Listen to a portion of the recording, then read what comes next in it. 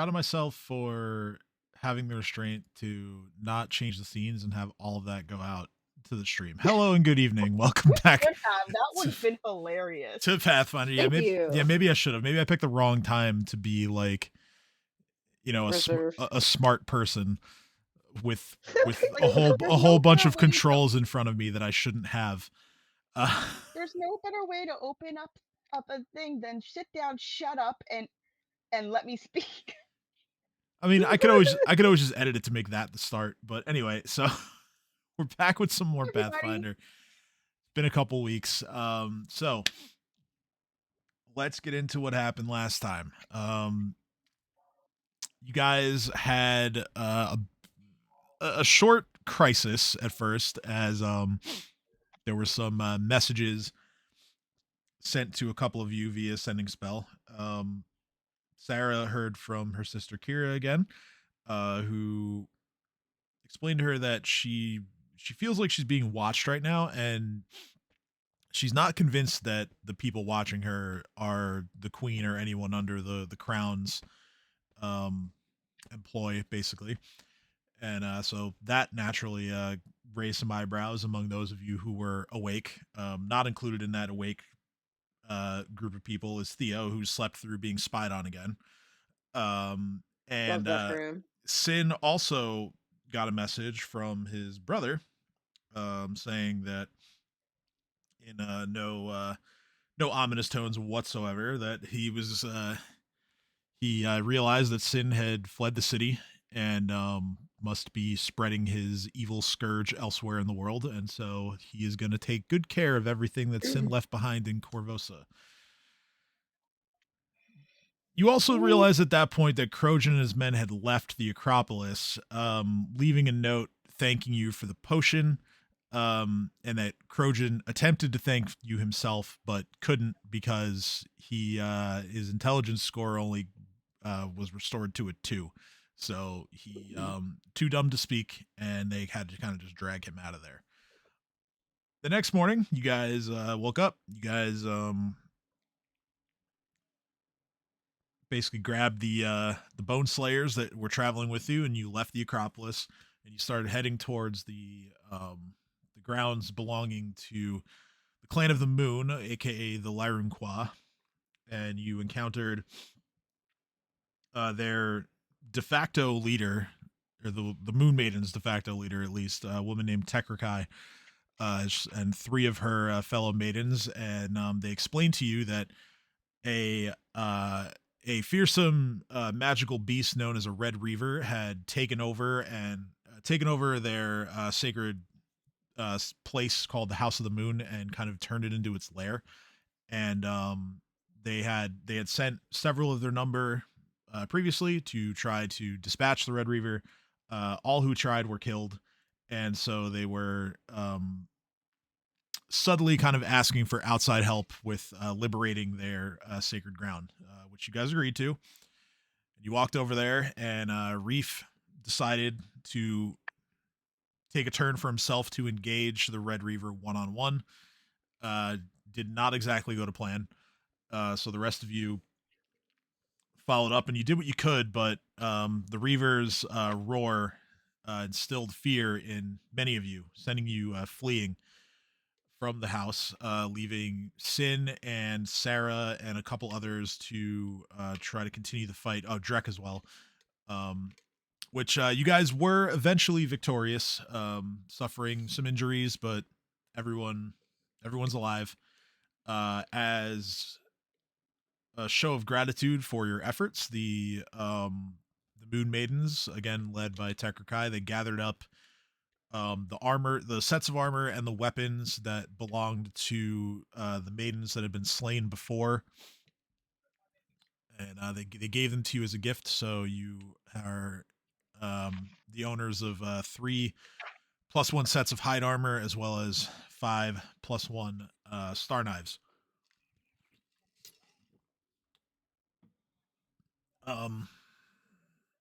You then watched as the maidens took this giant star knife shaped sundial in here, and they readjusted it. manually, which this sundial always has to be adjusted manually according to them. So it would indicate that they didn't have the number to take care of this. Obviously, they wouldn't be doing it with the Reaver having taken over anyway, but they didn't have enough number with them to adjust the sundial in quite a bit. So we will pick up from there. We'll say it is evening now on this toil day, and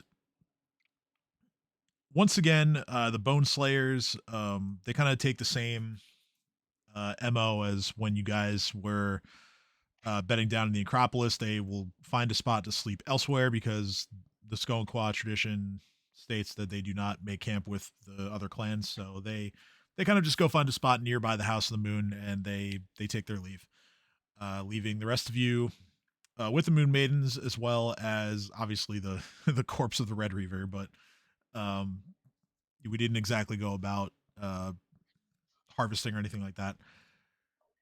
But there is some interesting conversation going on. The Moon Maidens are kind of just keeping to themselves for now as they kind of sit near the sundial. And then you overhear one of them, we'll say this one, she looks over towards Tekrakai and just said, "Hey, I missed this last time it came up. What happened with that strange traveler that came through here a while back?" And Tekrakai starts, she kind of like takes a deep breath and starts like telling the story. She's not necessarily attempting to hide it, but if any of you want to like gather around and hear the story, you're more than welcome to. Oh, Oh, absolutely. 100%. Okay, so with that in mind, you guys kind of sit around. The Moon Maidens make the circle a little bit bigger, so you can either sit like with them or even just like behind them, whatever you prefer. And Tekrakai starts her story, and she says, "I encountered a strange Shamek a few weeks ago, before the Red Reaver befouled our House of the Moon, while I was making my rounds near the Acropolis. She stood slightly shorter than I, had somewhat pointy ears, half elf perhaps, and she had these striking green eyes, hard to forget. She carried weapons and devices that seemed otherworldly, a suspicion that I confirmed once I observed that there was an outside presence that held an influence over her, though I had no evidence to prove that it was malicious. In fact, their relationship seemed to be cooperative. I watched her go inside, and a short time later she emerged, bearing the mark on her left palm. It was only then that I approached and requested that she state her intentions. As it turned out, she sought to visit the House of the Moon herself to take in the blessing of the Song of the Spheres. Though I was still skeptical, I accompanied her to her destination, figuring that she had the mark, so she was worthy.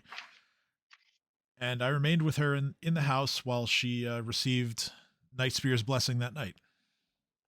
And the other maidens kind of just like talk amongst themselves. And then the same one that asked initially just goes, "Well, okay, but then what happened? What happened the next day?" Well, I woke up the next morning and she was gone. Um, the only evidence that she left behind was this strange item. I've never seen anything like it before, and she still has it. She pulls it out of her pocket, and it's a bullet.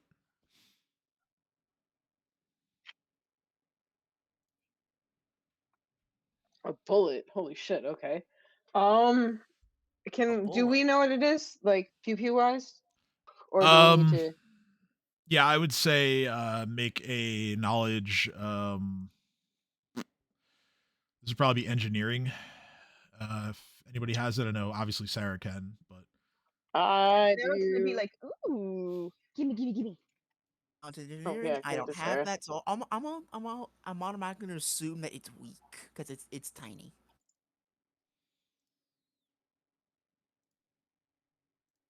24. Yeah, this is indeed I don't have that. firearm Fine. ammunition of some kind. I don't know anything. Ignore that roll. Dang it, Reef. So this, so Okay. So this looks kind of weird. This is actually like a small. I read about these in books. It's a small like I don't want to say stone. It's like a small metal pebble that comes out of a handheld machine that uses black powder to start a small fire within the machine to make this come out super fast. So it's just a sling, But more powerful. supposedly. Also, that's not saying much. Slings are known for being notoriously weak.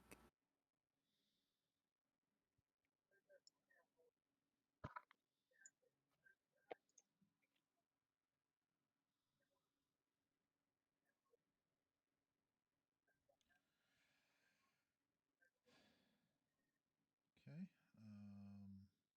Sorry, just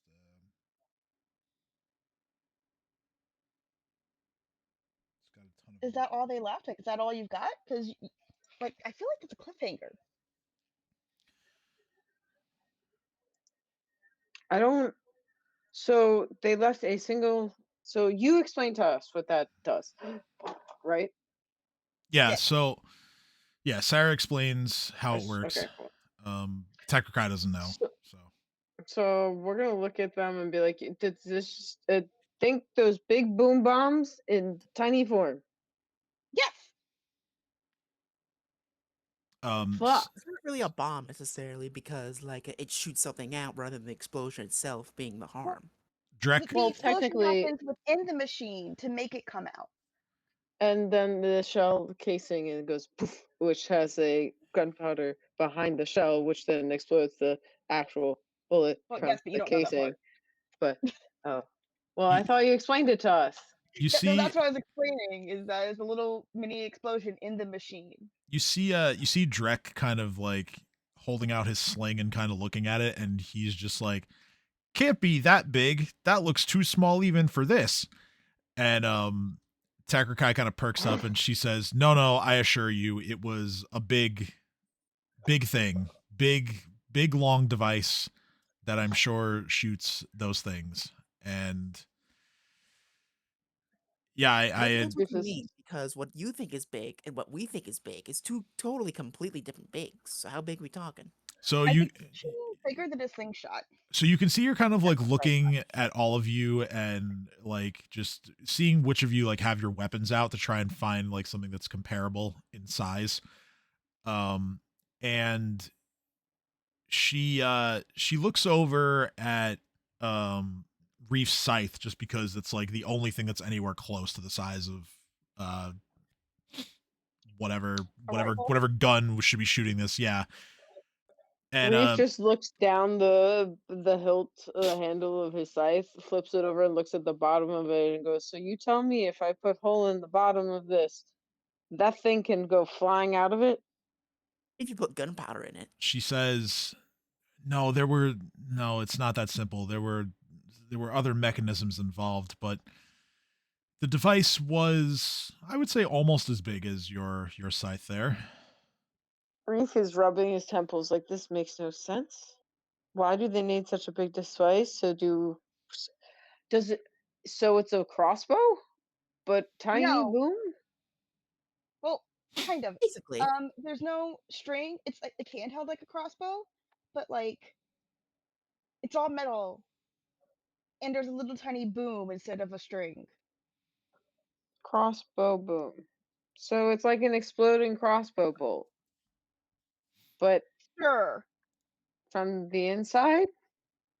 I guess. Like Reef is scratching the top of his head like this is yes, it's kind of like that. So take the crossbow, take out the bow part, and have it replaced with an explosive. well the exploding bolt that we've seen you use those exploding bolts. I've seen them. The They're exploding tipped bolt. with a little bomb on top, and then you shoot it from the crossbow, and it flies and it goes boom. That's what this is. I think But it's you a mean tiny she's version of tried it to that use shoots it. from a She's never tube. successfully used it. Watch it, you. Well, no. So the exploding But crossbow. but this The no. But this one the shoots from exploding bolt. inside a tube, a long tube. Yes, And there we it go. goes boom on the inside of the tube, and it's also hurts on the outside of the tube to wherever it goes. So because it's leaving the tube super fast, it it hurts the thing it hits. Crossbow, explosive crossbow. Got you. Yeah. Sarah just sighed. She's like, yes, sure. He's nodding along like he's really, really proud of himself, being like, "This is why I have a team of advisors. We got this." So this thing, they killed your people with it, or just maimed? We're both. Well, thankfully, she didn't shoot any of us with it. But I heard a couple of shots coming from inside the Acropolis when she went in. Hmm. I even asked her a little more details about herself and where she came from, and this was on our way back here, and she mentioned that she couldn't stay long. She had to get back to, oh boy, it was a place I never heard of. What was it called? I think she said Sandpoint actually. Woohoo! She said her friends didn't know that she said her friends didn't know that she had come here. Okay, okay, okay. Out of character, excited, in character, awesome. Tell me, okay, we're gonna find her. We have a bomb magician. Reef is just looking at everyone. There's a bomb magician. We need to find them. I mean, And to the Sarah be just honest looks with at you, Reef like, Reef, bomb magicians are actually quite common. do you mean like alchemists? Like people make Palm no, no, magician. no, no. I mean, she makes tiny, tiny, tiny little explosives that go from a tube. Bomb no, I magician. understand. I don't know about you, Reef, but I prefer mages that make big explosions rather than tiny Well, ones. I mean, if they do damage, I'm here for it. Exploding crossbows in tiny form that doesn't damage everything else around it. I'm here for it. Let's find them. Sarah I, is I has mean, like anything. given up and she's just doing the smile and nod.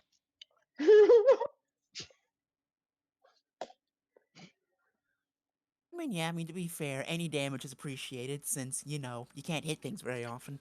Need all the help we can get. Yeah, but when I do hit, guess what? They don't get up. It's a pretty big if, Reef. I've gotten better. Thanks to me. My, Let me see. Let's count the ways I help you, Reef. By flanking normally, and then I talk to you the super secret of the extra super spooky flank. That's even better. I literally make people easier to hit because of my special make enemies afraid of me. And the oh yes, just because I'm awesome. well, So you're welcome. you know what? I don't know why I don't hit as many times as I used to, but I'm gonna work on that. Work on what? Hitting more. Good thinking.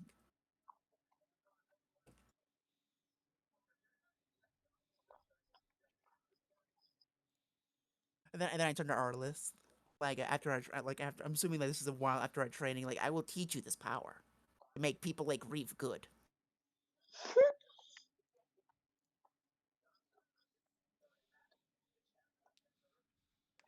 It's not easy making Reef useful, but I believe. So Reef is genuinely trying to figure out what to do next, and is realize he's hold up the wand of cure light wounds. And he's gonna give himself like 4 shots. Okay. That's I hate you 44 plus so much. should be 4. I don't remember if I actually don't remember what. It's suboptimal. That's pretty good. That Awful. point spread. Pretty good. 4-1, 4-1. So that's 14 points of healing. All right, I'll go. I'm just gonna Alright. glare at Reef as I use the superior evil healing once and get 10 health just automatically. I just shrug at him and I go, you know what, buddy? And then I pop off 4 more charges. And I have 30 charges left. You're hurting nobody but yourself. 13. I'm actually doing the opposite and I'm healing myself, and considering I'm a being who can't normally do that, I'm here for it. You're wasting so many charges. Wasting or using? Wasting. Well, the whole wand's a waste, so you know what? I'm just using. Your one's a waste. I know, I just said that. Since you're just gonna turn away in defeat. Reef shrugs and goes, well, I already bought a useless item, so might as well just use it willy-nilly. It's useless. It's waste. Doesn't understand Trash the has no power value. of evil healing. He can While do it this is 4 charges, happening, I can do it Sarah 1. is like asking for more details about this person and like in her head, like already kind of writing like a epic song. So we're inside, right? Yes. Yes. Currently inside. I ask where I need to go next to deal with the worm. The Moon Maidens perk up and they say, the worm. You mean Cindermaw? Reef takes a big deep breath and goes, yep. Yes, Cindermaw. The name is scarier than calling him a worm, so WYRM for the record, at least, not saying like a worm. But yes, that's who I'm talking about in character. So yeah, they go, oh, okay, so you're looking to replicate what Skurak did. Well, Cindermaw's last known hunting grounds are about 20 miles to the southwest. I also asked this because the shooty person seems to like the hunt things, and I feel like if they knew about that thing, they'd probably want to make it into a coat. I don't know why I feel like that. So I feel 2 birds, 1 stone, maybe. Brief shrugs. The Tekrakai says, okay, just one question. You're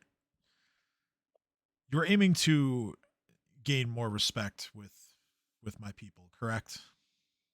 That would be ideal, yes. And you intend to do it by doing the same thing that Skorak did? Supposedly, yes. In that case, I'm going to offer you a word of advice. Do not kill Cindermaw. Why? Well, Skurak got eaten, cut himself free, and the worm still lives. How would you prove that if you kill it?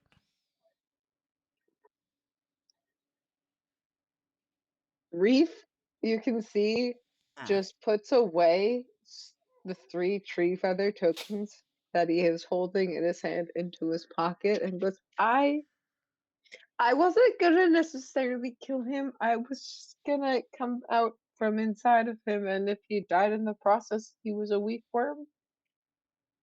I thought. I was a mistake.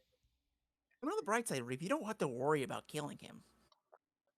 You know, that takes a lot of damage to pump out. You? Yeah, you'll be fine. Well, I only advise against killing it because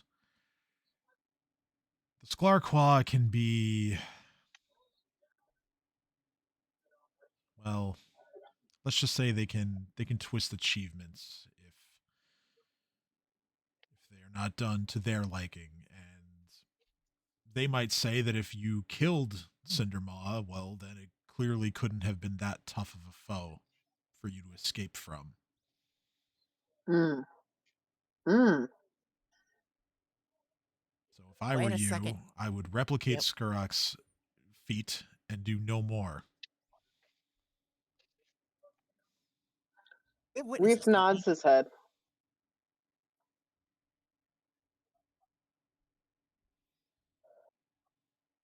And then starts looking through his stash of random weapons and goes, okay, so cut out weapons. Cut out weapons. I got a dagger, short sword, the glaive, that's kind of long. Depends on how thick he is and how far away I am from him.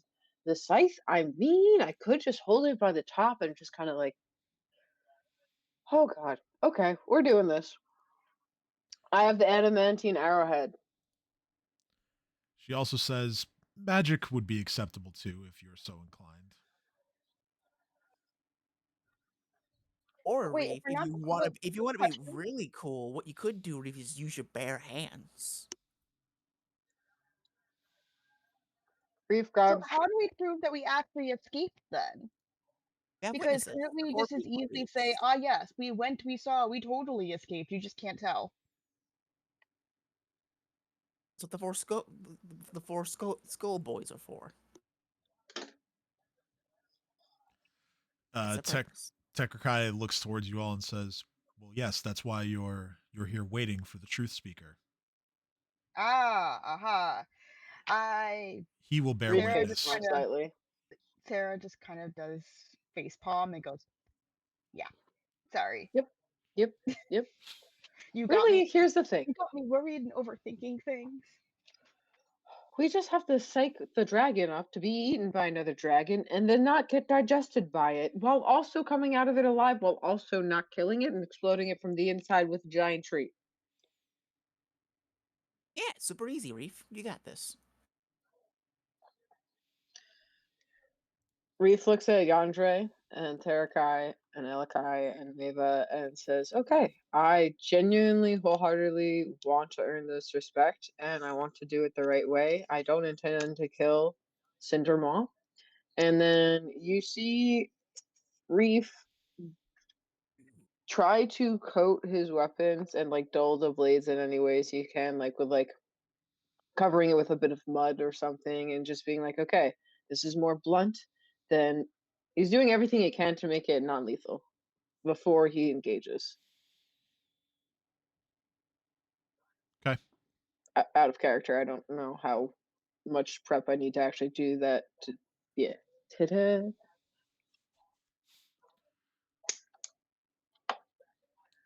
Yeah. So game mechanic wise, let's see here. You would have to get yourself swallowed, and then you would need to deal. Let's see. How much? I should have taken this feat. What feat is that? Uh, nothing. Oh, yeah, it's my favorite feat. I lost words. Okay. Okay. Don't we all? All right, so yeah, you would need to use a. If you're using a weapon, it has to be a slashing or a piercing weapon, and you would need to do the equivalent of 1/10 of the monster's total hit points to cut yourself free. Okay. Oh, that's easy. Oh, this could be an easy clap for Reef. Unless he misses. The glaive is slashing. The scythe is piercing or slashing. That's perfect. The Yep. keen mithril rapier slashing. War razor slashing. So not the flail, not the sting chuck, not the ackless. Majority of my weapons. Hedging weapon, that's force. That's fair. Hey, Reef, you know what would be funny? What? Instead of making a concentrated effort, you just take all of your piercing or slashing weapons, you get your bag of holding, you turn it inside out, and all the weapons come out at once. I've honestly thought about that and how do I make my bag of holding into just an explosive bomb shooting out of all the weapons I've had. I haven't figured out how to do that. But they're all connected. They're on a chain. I could swing it around. Oh no, that's Wait, easy. no, You no, just turn it. that's. You just turn it inside out, and then everything comes out. I'm gonna look up at the sky, and then back at everyone else and go, okay, not for Cindermaw, doesn't apply here, but I'm proficient in the ability to use a whip, right? Right? Probably. I think so. Yeah.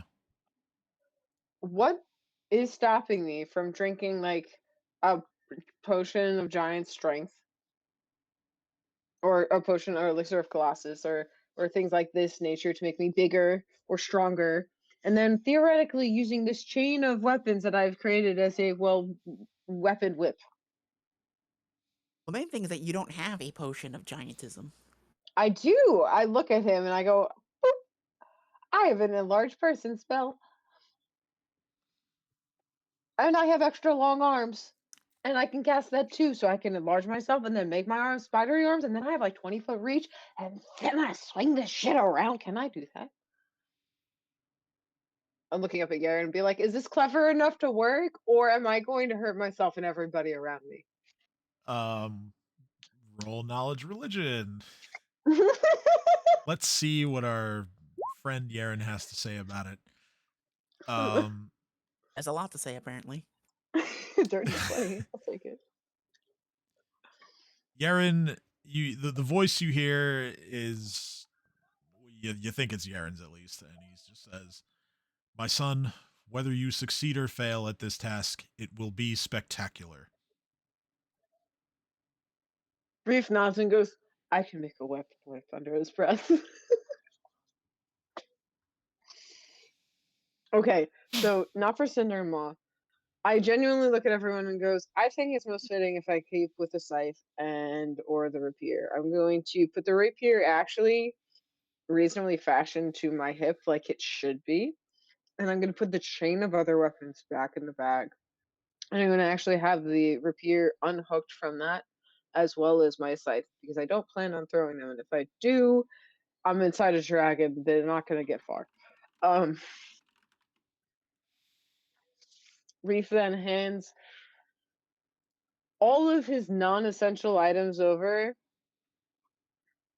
to everyone else for safekeeping. So I'm gonna give them, let's see,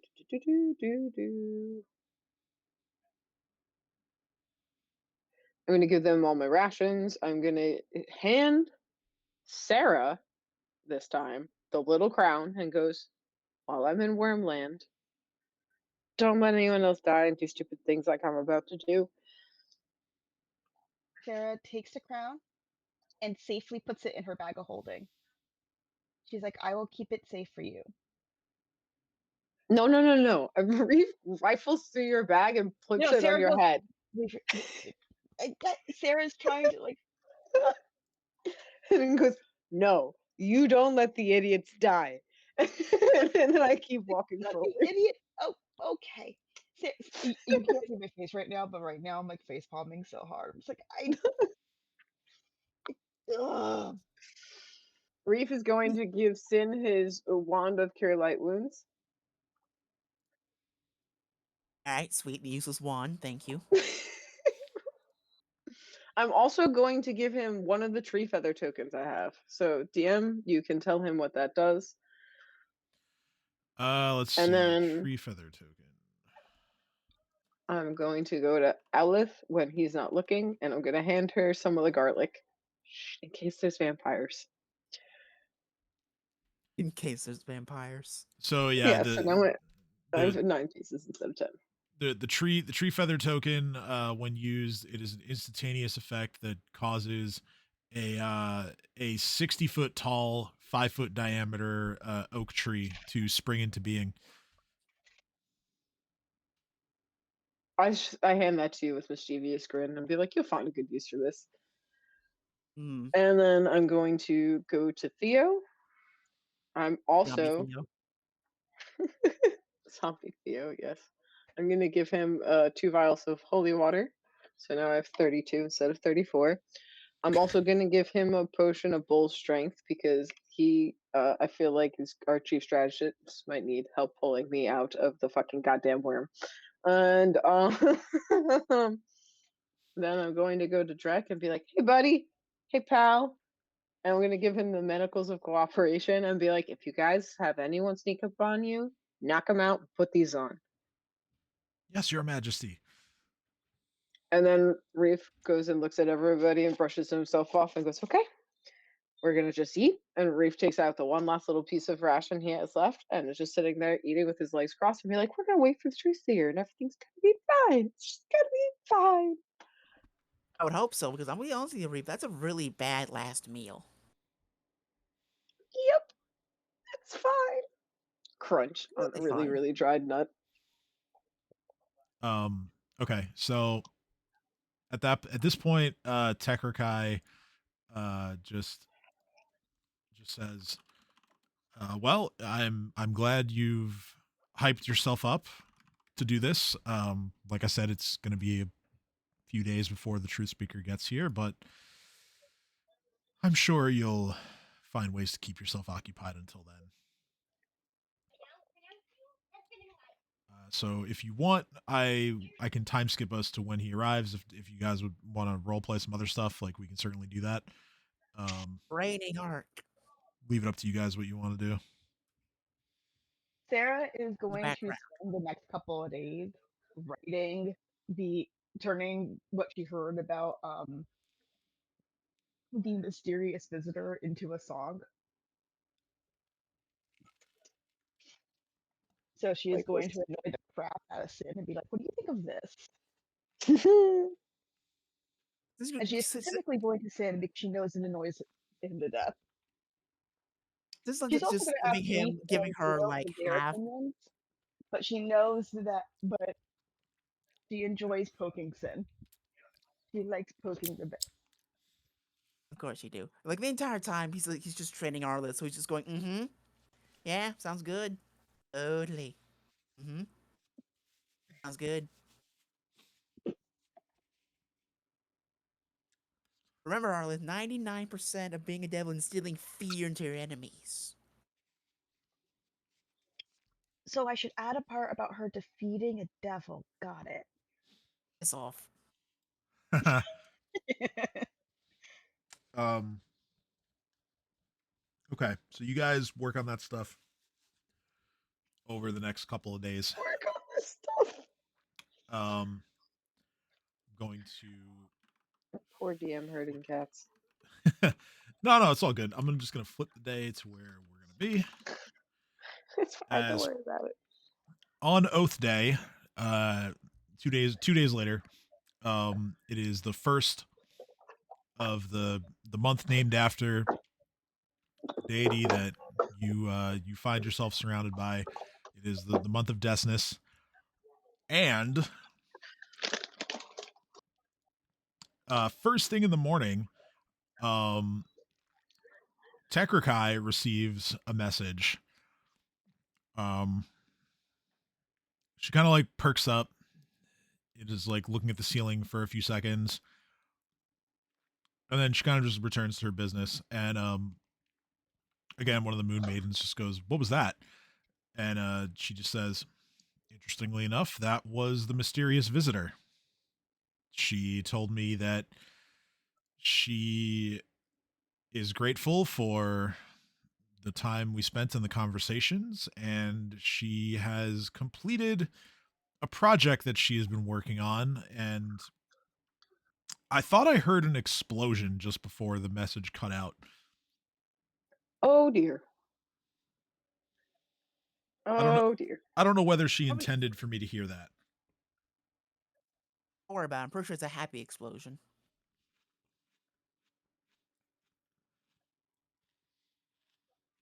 Are there happy explosions? Of course there are. Fireworks? They happen all the time. Fireworks are technically happy explosions. Oh, yes, that's right. Unless they're rigged to go off or put into children's toys. If you're not watching your child close enough that they are carefully to make sure you're carefully handling fireworks, you shouldn't be having children. Oh, I was thinking about them being put inside stuffed animal bears and then donated. Reef mentions that he just looks over to Arliss and like slightly squints at her. Sarah just like turns around, and goes, "What?" Okay, out of character deep cut reference to a quest of Baldur's Gate 3. In character, Reef is just thinking of the hooligan shit he used to do Yeah, I know as the a one. mercenary and Trojan horsing shit. So Sarah's like, "What?" yeah, it's really easy to get like aid into walls when you say it's like just like aid for children, except you get it dropped off in the barracks because you know they have to inspect all the goods, and then the gate just goes boom, and then you all just storm, and it works out real well. Sarah's just like There. looking at him in horror. Well, no, they never get to the children. That's the point. That they You know of. Reef, you see Reef's face in utter horror have a light bulb and goes, "Okay, so that's a bad plan in hindsight." Reef the child murderer via explosive toys. How interesting. We never got past the inspecting gate. The gate blew up. The guards blew up. Nothing. Sarah goes Why from did look of Boris horror tell me this to was a good idea? cracking up. Like, look of horror, I "Oh my god!" And then the gate exploded, and I'm like, and then she's dying laughing. She's like, I This is need going to in the make notebook. this into a comedy set. This is gonna be a song." Reef looks at everyone and goes, "Okay. Your truth speaker didn't hear that yet, right? They're not here. They that's truth I don't want ushered into the world. I regret sharing." He hasn't Wait, arrived yet. it's the truth speaker. She knows everything, Reef. I look at Tekrakai and go, "Okay, so exactly what can I do to prepare for truth speaker's arrival? Maybe to do something respectful or in their honor. Is that something you do, or is it not? Is it, Reef is all kerfluffled now. You know, Sarah's just from yourself. Do we want to go investigate what the boom was for you guys? Can I help with the boom? Boom message boom. Reef, if you want to impress the truth speaker, just stop being all this. And he just gestures toward the entirety of Reef. You get eaten by a worm. No. Tekrakai just says, though I appreciate your concern, you need not worry yourself with our customs. We will certainly vouch for all of your character when Truth Speaker Akram arrives. Reef nods and goes, "Okay, that's fair." Side note: that explosion in the message you heard, is that something you want investigated, or we trusting the boom is okay? I trust anyone who gains the Thrallkeeper's mark to be able to handle themselves. I'm not concerned. I nod my head. If this mysterious visitor does not return to the temple next year, then I would start thinking that something had gone wrong then. Valid. Okay. So later on that day, the truth speaker does arrive. He arrives with. Hold on, wrong thing. Okay. So he arrives with some of the other moon maidens in tow as they were accompanying him to wherever he was. And let's put a few of these nice ladies on the map.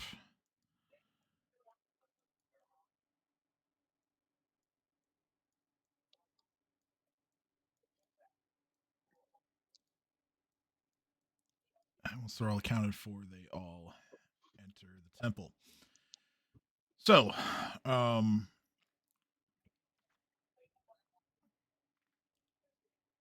Truth Speaker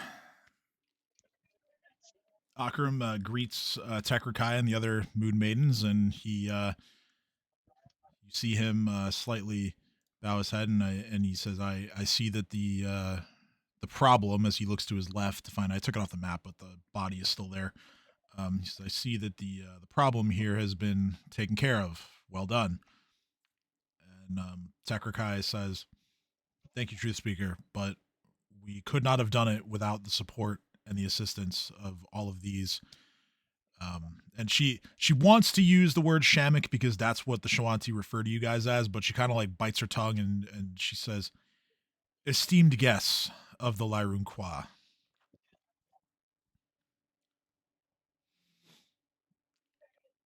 And Reef bows. Reef bows.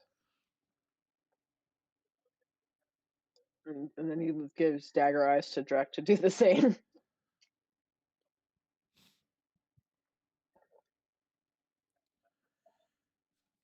Tekrakai says that Truthspeaker, these adventurers were hoping to gain your aid on their quest to,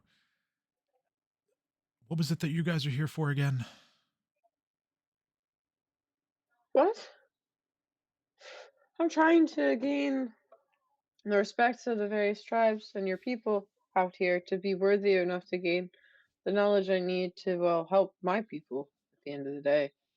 The long form, short version answer. Ah, yes, of And course. I'm gonna Forgive me. Cindermaw, We this specifically. Yes, of course. Forgive me. We hadn't discussed it at much length, but they seek to replicate Skurak's deed of escaping from Cindermaw, and they had requested that you accompany them on this task to vouch for their heroism. And as far as I'm concerned, they have my blessing. Although I know that it is your call at the end. And Akram kind of just sits back. He stays quiet, kind of just nods. Um,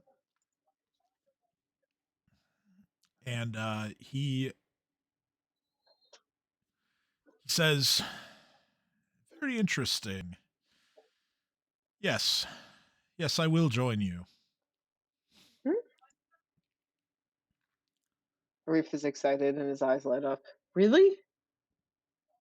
Yes, I've. It's been quite a while since I've traveled with Shamik, and well, I could tell just by looking at all of you. You seem like a very interesting bunch. I await this journey with great excitement. And he takes particular notice of Sarah. Mainly because, by the way, I didn't. Oh, that's the wrong thing. That's the wrong thing. That's his character sheet. Should not have revealed that. Is it just me or does he have a weird neck? You're not wrong. You're not wrong. There you go. There's like the proper look of this man. Um, and he looks at Sarah and he just says, "Well, I'm never seen anyone like you before. I must know. Do all of those instruments assist you in battle?" Sarah excitedly goes, "Yes!" Sometimes. Interesting. How so? Doesn't seem wise to take that stringed instrument of yours and smash a monster over the head with it. That's what you think. Since resisting all temptation, make fun of Sarah. So I was like, "No, I use it to power my spells." So I use it to power my spells so I can aid my teammates in combat, and also I can do offensive spells and like hit people with sound, which is pretty freaking cool. I use my instruments to help me do that. He there's like an almost uncomfortable silence before he just goes, "Ah, yes. That is very interesting. Sorry, we don't get too many bards out here in the wilderness." And Sarah's just excited to talk to someone. She's like, "No, it's like it's okay. It's totally okay. One day, maybe I'll get to show you soon. Obviously not like to damage you, but like maybe I can do a demonstration later. But that's not why we're here, right, Reef?" No, we are not here for. I mean, well, I mean, it, I seem to be your manager for tours, so I guess if you want to set up a show, just talk. Um, Um, If otherwise we well, Reef stands up and tries to straighten up and look more regal and presentable and goes, I'm here to complete the task of, well, getting eaten by Cindermaw and escaping with him still alive and myself still alive. And I guess part of me is having a little existential crisis because I'm a dragon creature to willingly let myself be eaten by a most likely stronger dragon, and I am having feelings. But other than that, I genuinely want to try this, and out of everyone in our group, we all agreed that it should be me. And well, I love your guidance and your witness, and I want to be clear that I want to be respectful, and I want all of us to earn the ability to speak with you and gain audience with you and have you actually willingly answer our questions as opposed to look at us as some hodgepodge group of insane clowns. he kind of just perks up and like you notice like he's very like he's very spry for his age. Like he looks to be about 70 years old. Um, maybe a little younger than that. But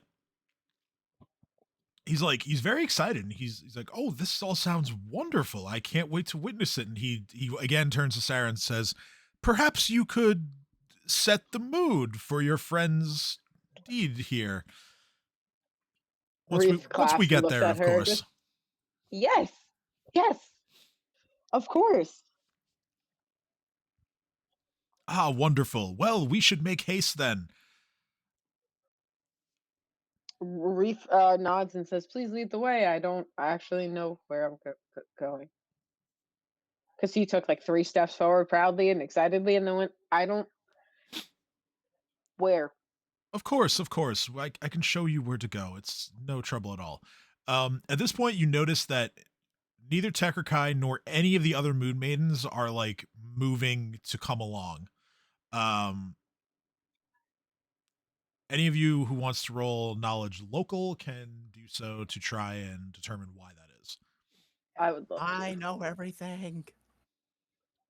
Sarah's definitely gonna roll. Plus 2 to this roll. 30, Roll 20. Why you baby. know? Why you know? Give me thing. Let's Oh, there I it have is. It was one hiding. rank in it, therefore I can roll it. Okay, so Don't know much. Sarah and Sin, based on your what knowledge of the Shoanti that you do have, you recall that when it comes to truth speakers, the Lyrune-Quah typically don't send any more of their number along with him when he goes out to undertake some kind of quest. Like what was happening with him traveling with the Moon Maidens before this, not something of that nature. The main reason why they don't accompany him for more serious matters is because there is a sort of a tradition or almost like an honor code that they have where it is dishonorable for them to send backup with the truth speaker because that implies that the truth speaker is not enough by himself to witness the event in question. Oh wow.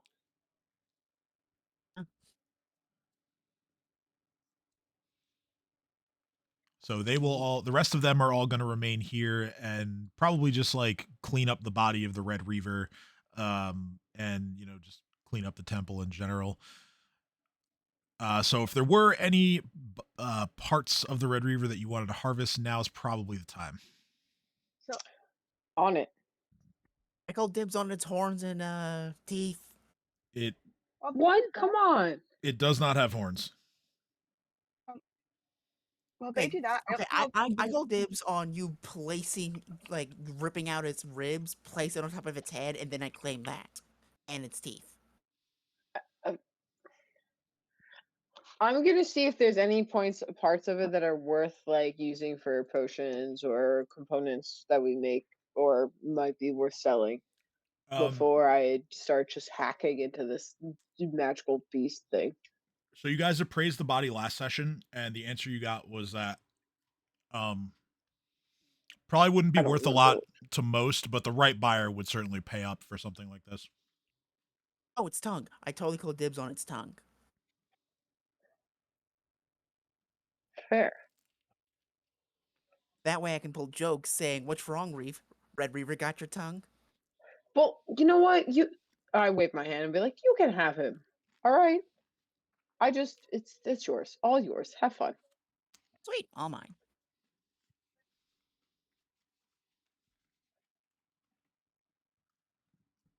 All right, so sorry, I dropped something on the floor. Horrendous. Whatever it is that you're taking, you can just let me know at some point, and then we'll sort it out then. So with that, you guys get yourselves together. You collect the bone slayers, and you head off to the southwest towards what is supposed to be Cindermaw's hunting grounds. The journey takes roughly half a day on horseback. Tim, I'm sorry, I meant to do this before we started journeying. But I was waiting for everybody to pick their thing. I don't know if it would be a sense motive or a perception or like a knowledge local, but is there like a way for me to check for Sarah to check, like see why this dude's so interested in the idea of a bard? Sure. Sense motive. Okay. Because it's like she's like like I'm happy to talk about it, but this feels like more than just a cultural thing. Okay, 25.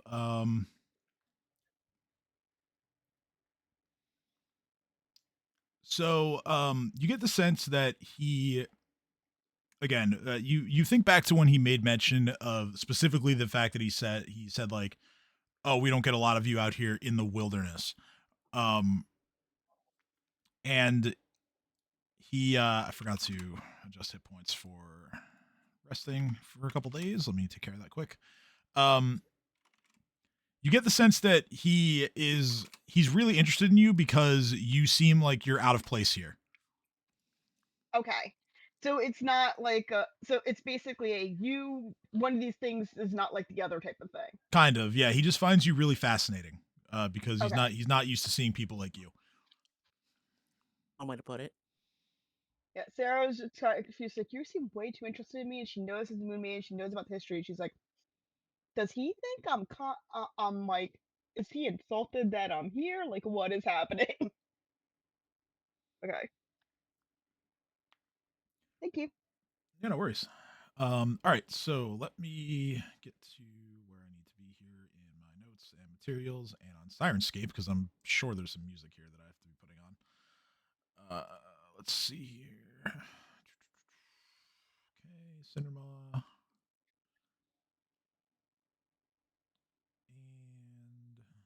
And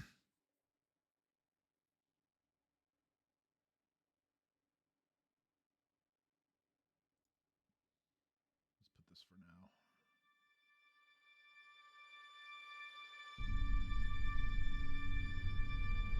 Okay. So you arrive at the hunting grounds through Akram's leadership and directions.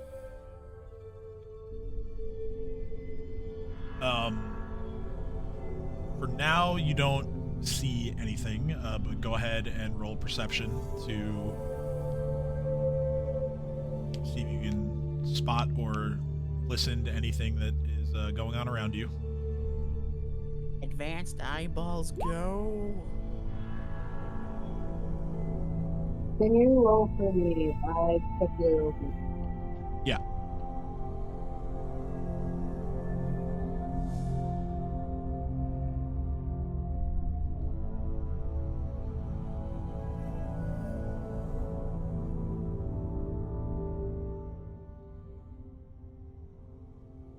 Just lowering the music a little bit on my side just because it was really loud. Perception. Ooh. Not so good. I guess I'll roll for zombie theme as well. Eyeballs. That's a 1.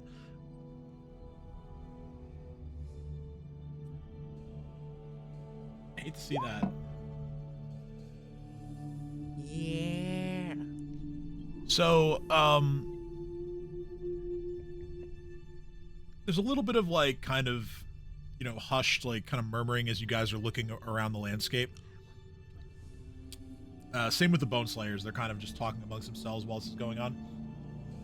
Eventually, Ariloth kind of raises her hand and kind of just says, "Wait, I hear something." And she hears like rumbling and like tremors beneath the surface of the earth.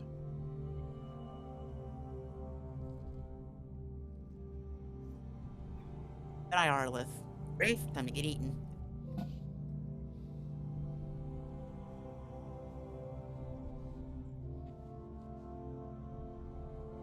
Reese brings out everything. He wand of shields himself, wand of haste himself, and looks at everyone and says, "Well, really appreciate y'all. Glad you're part of the Hoard, and if this is the last I see you all, it was good knowing you. If there's something left of me in my pack, there's some engine of timelessness. Coat my body, and that's it, and bring me back." We'll try. Oh, and one piece of advice, just in case it's the last time I ever speak to you again. Make sure to do everything in your power to not get into Vor.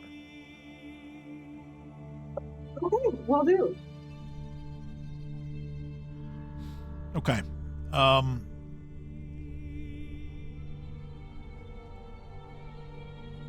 So, a few moments later, you watch as the giant worm emerges from the ground, shoots up from the ground,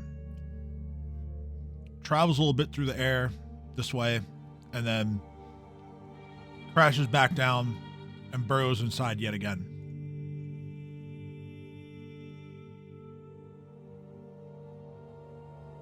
And you hear the rumbling slowly but surely getting closer to all of you.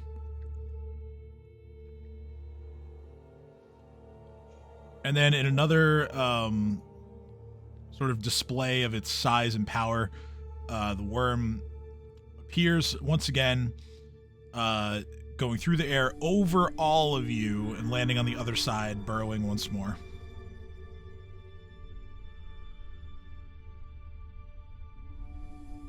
Reese is looking at him in utter awe and just going, "Okay."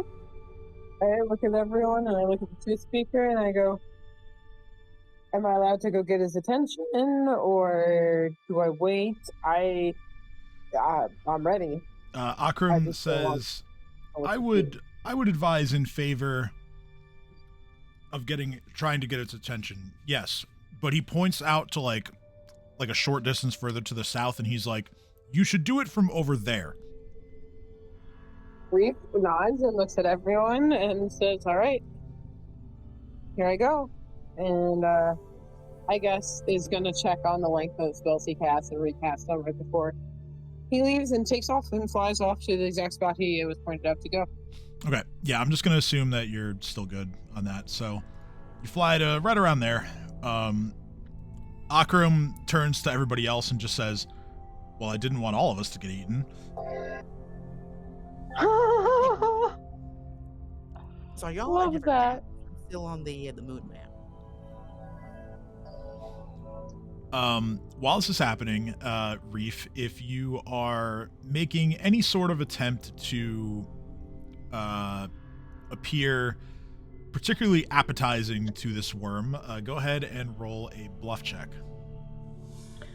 I mean, I'm a dragon-esque creature. I'm going to look for anything that's shiny or things that might be considered part of what it might be hoarding. And immediately go to touch that shit if it's in this area. And Okay. if not, then I'll make myself tasty. All right. So yeah, roll perception to like look for objects. Perception. 10. You find a couple of coins on the ground. You also find I wouldn't even necessarily call it like a dagger. It looks more like a shiv almost. It's like a really tiny blade on the ground. Might have belonged to one of Cindermaw's recent snacks. Reef just starts picking up all the shit and looking at Cindermaw and going, "Thanks for the shiny stuff!" in Draconic. The rumbling continues all around you in like a slow circle.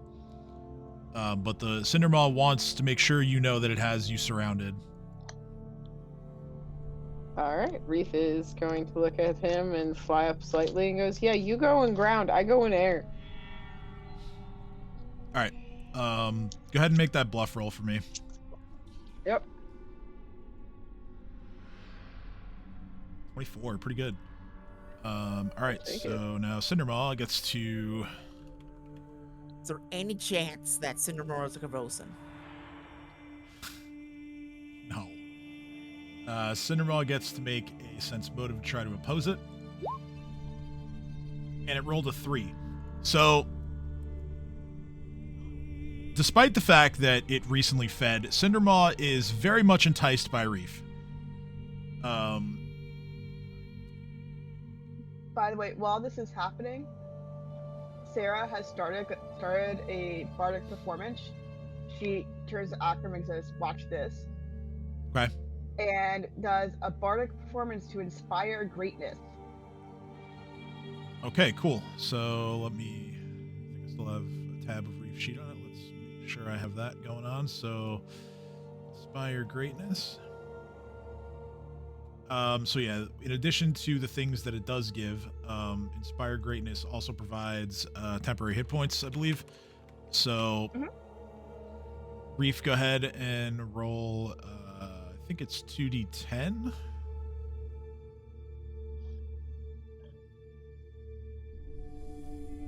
Yes. Okay, so you gain... your Constitution modifier does apply to this, so you gain a total of 15 temporary hit points. Stick that in here. Thank you. All right. Right, buffs. I'll click Inspire. You got it Also, already. specifically Awesome. for this bardic performance, she is playing the song she wrote about Reef blowing up the customs gate by smuggling explosive in toys. So I have a question. That's awesome. Also amazing. If I use haste and the wand of shield, should I check off the shield buff? Yeah, you would. Okay. And is there a haste clicky thingy? No, right? There probably should be, because haste does do things besides the extra attack. I can make one quick. Okay. You get I think it's like a +1 dodge to AC and reflex. Let's see. Haste.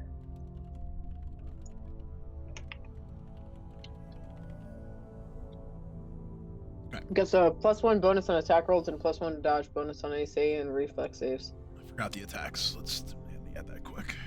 +1 to attacks. Inspire Greatness also gives a plus. Haste also dispels and counters slow. Correct. And vice versa. Okay, so with that, the worm Cindermaw is going to shoot up out of the ground again, straight towards you.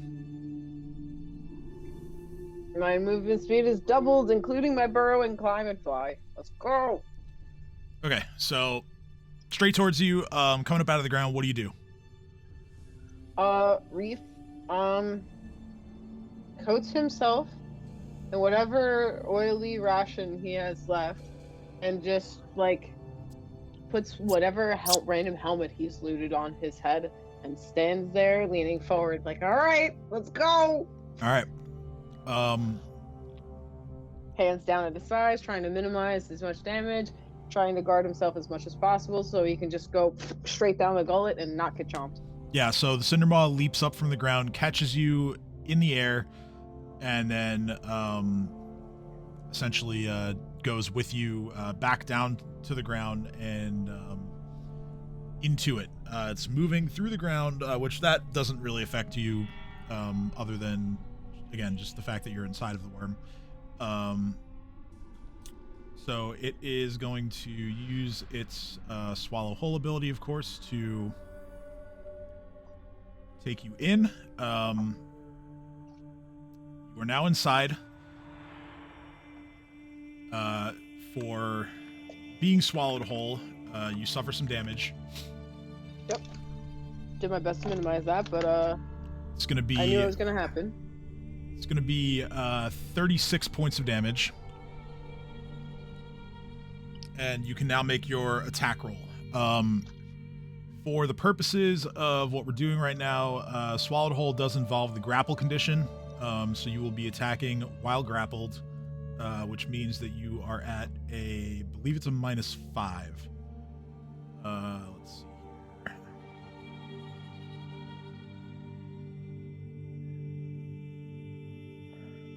All right. Oh, no, I'm sorry. Well, actually, no. Which weapon are you using? The scythe. Okay. But I'm willing to like grip it towards the very top of it and realize that I'm going to lose maneuverability if I'm that close to the wall, and if I'm far enough away, then I will use it towards the bottom and swing it. That was like my plan. Okay. If that's not applicable, then I'm using the rapier, which is why I had that stashed on my side, and I can. No, we can say that you're shortening up your grip on your scythe. I was wrong. You're only at a -2, not a -5. Okay, I'll take it. And I'll your take it. grapple sucks. So go ahead and make a swing.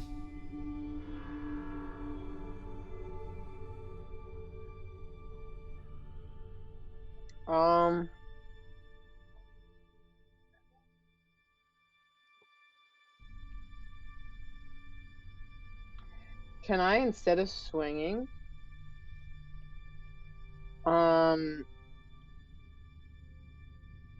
see if I can do this in a cheesy way? He swallowed me.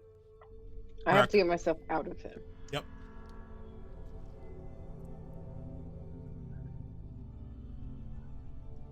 I'm gonna make him feel like he's choked on me and remove all air from him. Make a concentration check.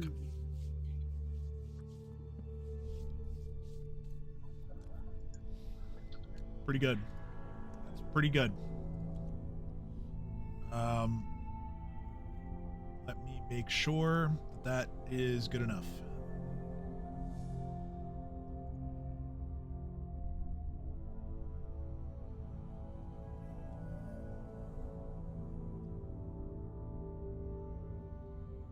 So it's 10 plus spell level, which is 2, plus the grappler's CMB.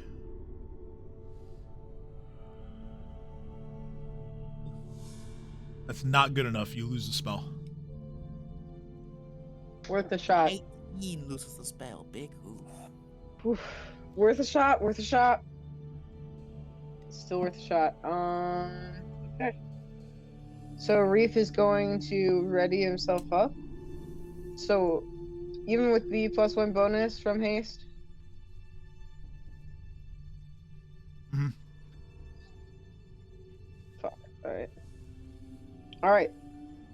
Shield gives me +4 AC. Okay, so if I have any more actions, if it's not like turn swing, I'm just gonna swing my scythe to the best of my ability. Realizing that this is gonna be more difficult than I expected. All right, so your side swing occurs on the next round.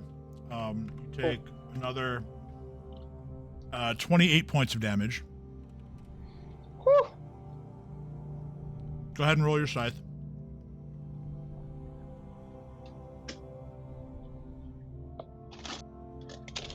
So roll my scythe. Bonk. Ooh.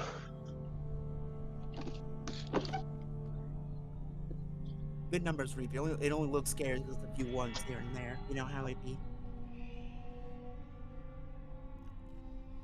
24 hits. You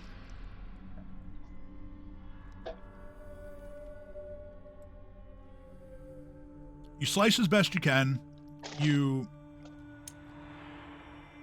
see that while it was supremely difficult for you to utilize a weapon that is so big and so unwieldy while you are currently in the digestive tract of a giant worm,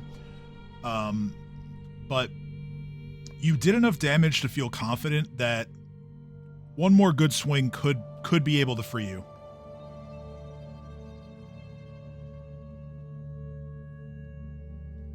Reef, emboldened by this, lets out a roar from inside in Draconic and says, Cindermaw, I am not your dinner today, and prepares for whatever might happen next. Okay. Realize now I should have had you roll initiative. So why don't you do that for me quick, and then we'll see if you go first. This turn. Reef. Not the best. To clarify, all of us. Not the best. You rolled an 18. I know. See, facetious. All of us roll initiative. You go first. Swing again. If not, okay. I go first again. Mm-hmm. Let's fucking go. Boop. Roll a 9. Let's Okay. fucking go. So, I'll describe what everybody else sees. Did I? Oh, I had crit confirm on the second attack. So yes, but you're being grappled, so you can't full attack. Okay, good. I don't want to kill him. That wouldn't have been enough anyway. Good. So, all the rest of you are all witnessing this event. I mean, Akram is paying attention more to Sarah's playing than anything else. But Drek kind of like elbows him in the leg to try to keep his focus, and he looks out, and a few seconds later, you watch as Cindermaw erupts forth from the earth once again, flying straight upwards, and you look up as you watch like a fiery kind of like wound like come across its body, and out from it comes Reef. Holy shit! Flying through the air as Cindermaw retreats back into the ground, having missed out on a second meal. Reef is screaming expletives in various language right now as he's tumbling through the air trying to get all the fucking ichor and moisture and shit off his wings so he can actually fly before hitting the ground. I mean, yeah, you essentially can use your wings to kind of like stabilize your No, I know. descent. I was just role playing, and I just Yeah, imagine him immediately erupting out. And immediately, at first, his wings are just gonna be covered in shit, stuck, and just gonna be like, "No, open!" Yeah, and you all, the rest of you all watch as kind of like this weird, like fiery, almost like bile-like substance is like dripping down from Reef's wings. No further damage suffered for that, just more for a visual effect. Yeah, But Reef has just like, Reef has survived and has indeed replicated Skurak's feat. Reef lands on the ground and like is like comes in hot though, because like he just exploded downwards out of a dragon. So yes, he is able to not kill himself on impact, but he doesn't land gracefully either. And he like lands feet first and then just tumbles out into front of everyone and looks up and just from the ground on his back and waves and goes, "Not dead. Are you sure? No. Cool. Is he not dead? Cindermaw not dead, right?" Cindermaw ran away. You're fine. Howie, Yes. as she finishes her bardic performance, Her spell fails. so she tries, it's like,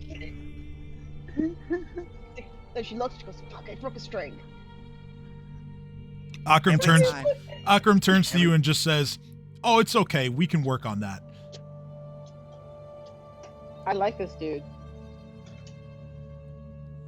And you hear him, kind of like bellow as loudly as his old man lungs can manage. Just, "Well done."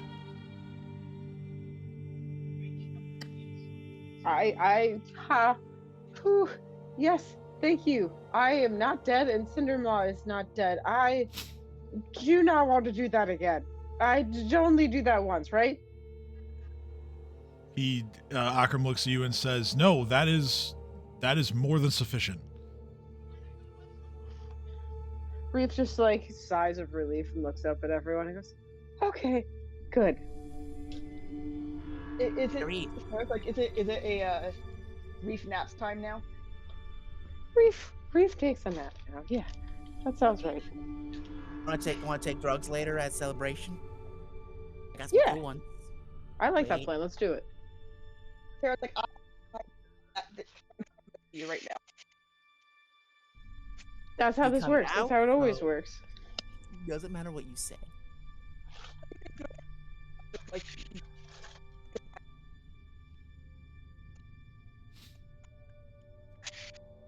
I'm not sure if it's just me, but I didn't hear a word of that.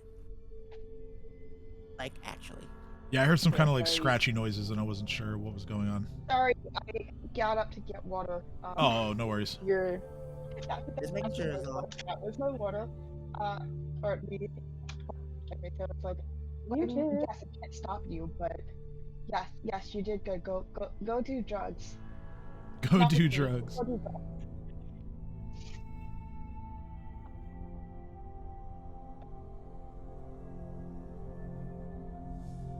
But before we do drugs, Reef needs healing, so I'm gonna use like how many ever charges that he needs for my for the evil healing wand.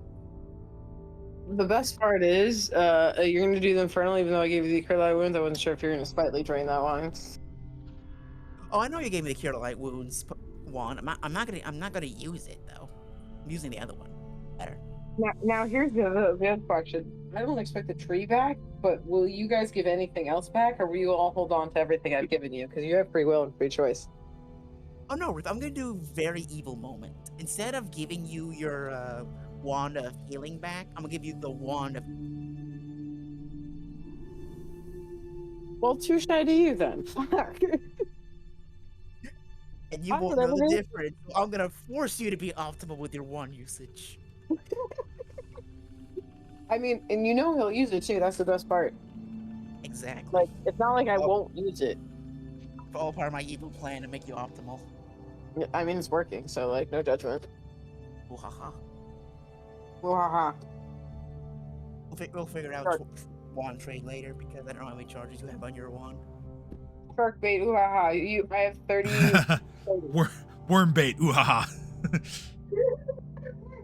All right, how many charges do you want? Each charge is 10 hit points.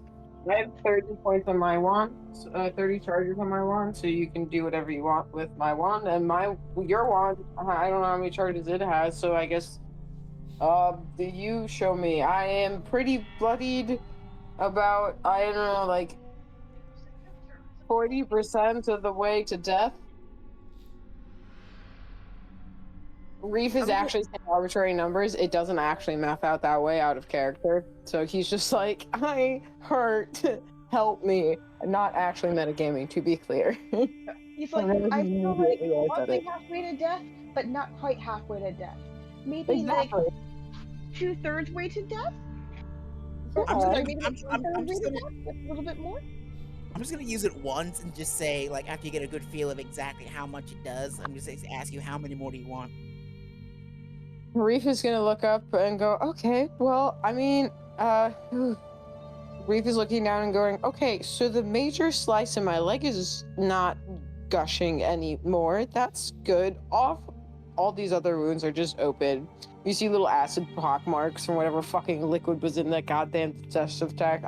Reef is not doing great. And Sarah just kind of watches, goes, in retrospect, we probably could have just made him throw up. I tried that from the inside out. Sounds gloriful. He has to cut him out of his stomach. And mean, then I felt Reef on his forehead, say, "How many charges do you want?" Yeah, Sarah's like, if we planned this better, I could have just given you a poison to like make him throw up. Like four charges? 4 charges? I can't kill the dragon. I'm killing the dragon. I can make him throw up. Not all poisons kill you, and to kill something that size, you need a lot of poison. But I can make him a little sick. It doesn't matter now. You did it! Yay! Reef says 4. Alright, so in total, I've used 5 charges. Well, that's fair. So I get a 1 of healing, that has 30 charges on it, and you get a wand of infernal healing that has 42 charges on it. Because muhaha. All right, fine. Optimal Reef. We're making Reef optimal. Let's go. All right, So 42 charges. So we're switching the wands. I have the wand of infernal healing, and he's got the wand of cure light wounds, and I have 42 charges, and he has 30. just to make sure that I've entered the correct amount of hit points, 5 charges used on the Infernal Healing Wand for this? Yes. 5 charges total. Okay, so 50 hit points for Reef. Let me take Cindermaw off the map because it's back underground. And that's where it will remain. You can still hear it circling around you, but as far as you can tell, it is not particularly interested in any of you as far as a meal is concerned. I think it's had enough emulation for one day.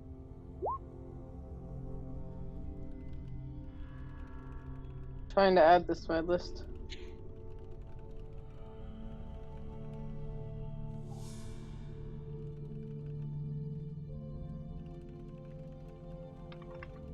I can't add a wand of infernal healing to my thing, so that's cool. There it goes. That's fine. I just, I know how it works. So every charge equals 10 hit points gained over the course of 1 minute.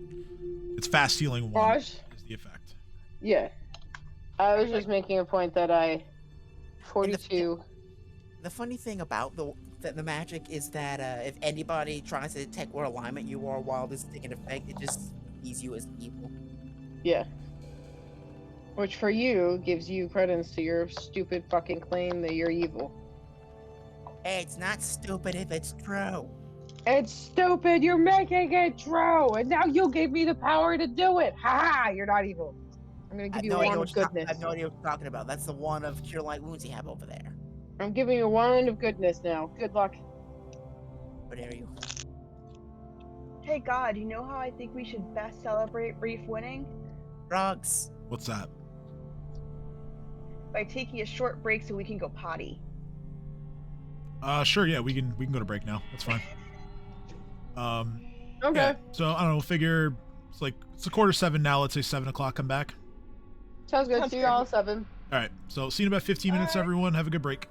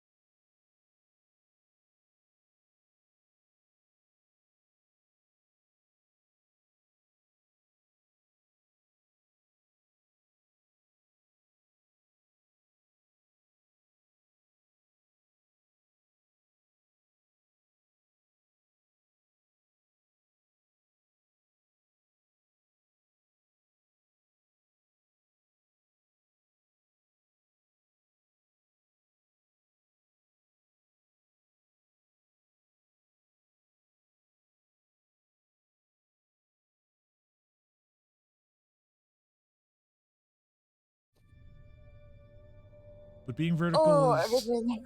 Everything hurts. We're back. Hello. Yes, everything hurts. I'm alive, guys. I'm here. Okay. So we left off with Reef having gotten himself ejected from Cindermaw's insides. Yes, I And thought I was imagining that. and Akram, the truth speaker, being just as impressed by the feat as he is by Sarah's bardic performance. But all the same, he has witnessed the event. He has assured it to be true, and he will vouch for you anytime it comes up in conversation from here on out in the Cinderlands.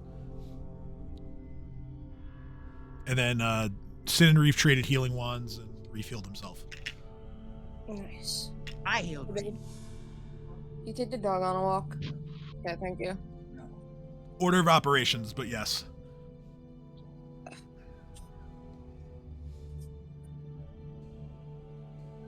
Da-da-da.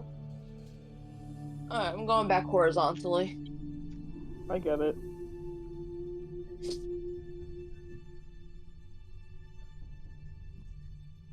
Oh, thankfully I have half a spoon now, so we're good. Oh, sweet. Half a spoon. The dishwasher ran, so I got some spoons back. There you go. Yay! That was the phasing in and out of reality. That was the dishwasher.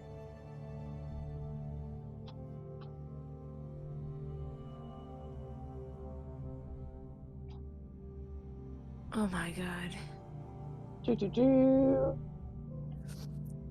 What can, so the dragon, what's his name, Maw? Cindermaw. Cindermaw. It's a worm. It's not a dragon. Oh, To okay, be that's fair, where we just keep that's where calling the it a phase- dragon earlier. I swear to God, you said it was a dragon. I was just like imagining Reef like climbing into the mouth of a dragon, going No, down we did into keep its saying stomach. dragon earlier. You're not crazy. Okay, I really thought I was going crazy. Well, more crazy anyway. It's more. I mean, you're crazy. already crazy, but not about this. But yes. Thank you for taking the dog on a walk. I'm not getting short.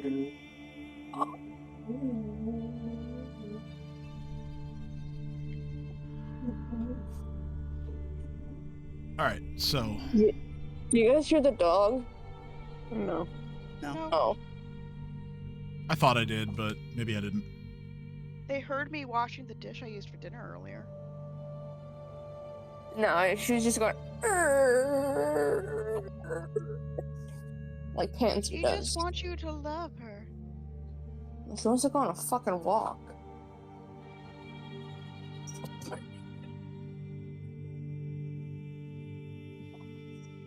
Pizza.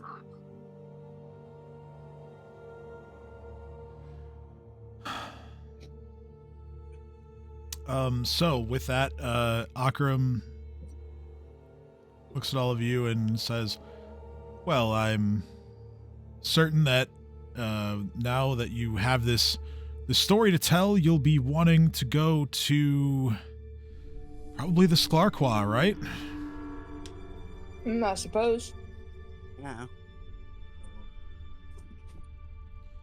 He says, after all,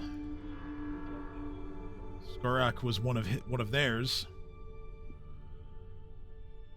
2 hours. Well, was.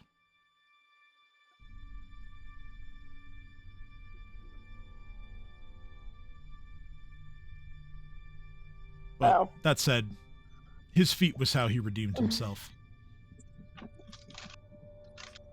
We're gonna do our best. We're gonna keep pushing forward. That's the goal. So, I'm not dead. You're not dead. Akram, how much of that did you actually watch, and how much of the Bard Lady did you watch? Reef is looking at them.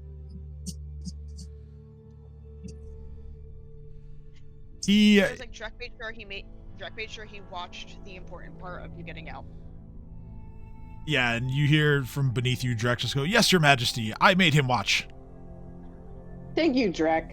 I look at him and go, "How do you get distracted by someone being eaten by a dragon?" Exasperatedly. And then also Sarah looks just at him and looks goes, at Reef and goes, "Because I'm hot." Akram "You- says, "Fear not, I had one eye on each." Reef I'm also realizes he's a reveling truth in the speaker and fact he that can't lie. Sarah's also gonna smile at the fact that Akram did not deny that she's hot.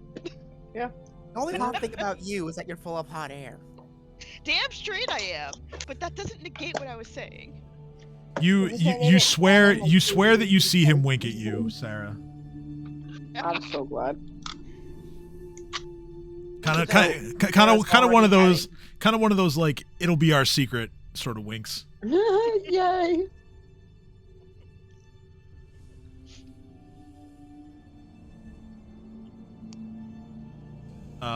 But yeah, with that he says, "So, shall we set off then?" Yes. Yep. Indeed. All right, so Indubitably. Indubitably. In D&D. Not D&D, Pathfinder. With Pathfinder, meh. I'm turning off shield and Ah, haste and inspire no. greatness. Goodbye. I didn't even rage for that. No, I just you're let totally myself fine get because eaten. I did. Let's go. Look at the bright side. Now that you know that since you didn't rage, you're fully cognizant of what's happening. So now you know for a fact that you're not in the board. Honestly, valid.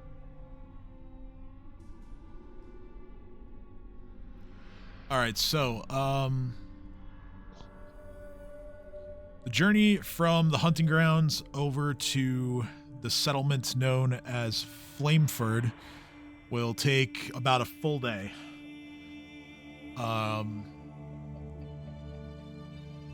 While you travel that evening before making camp for the night,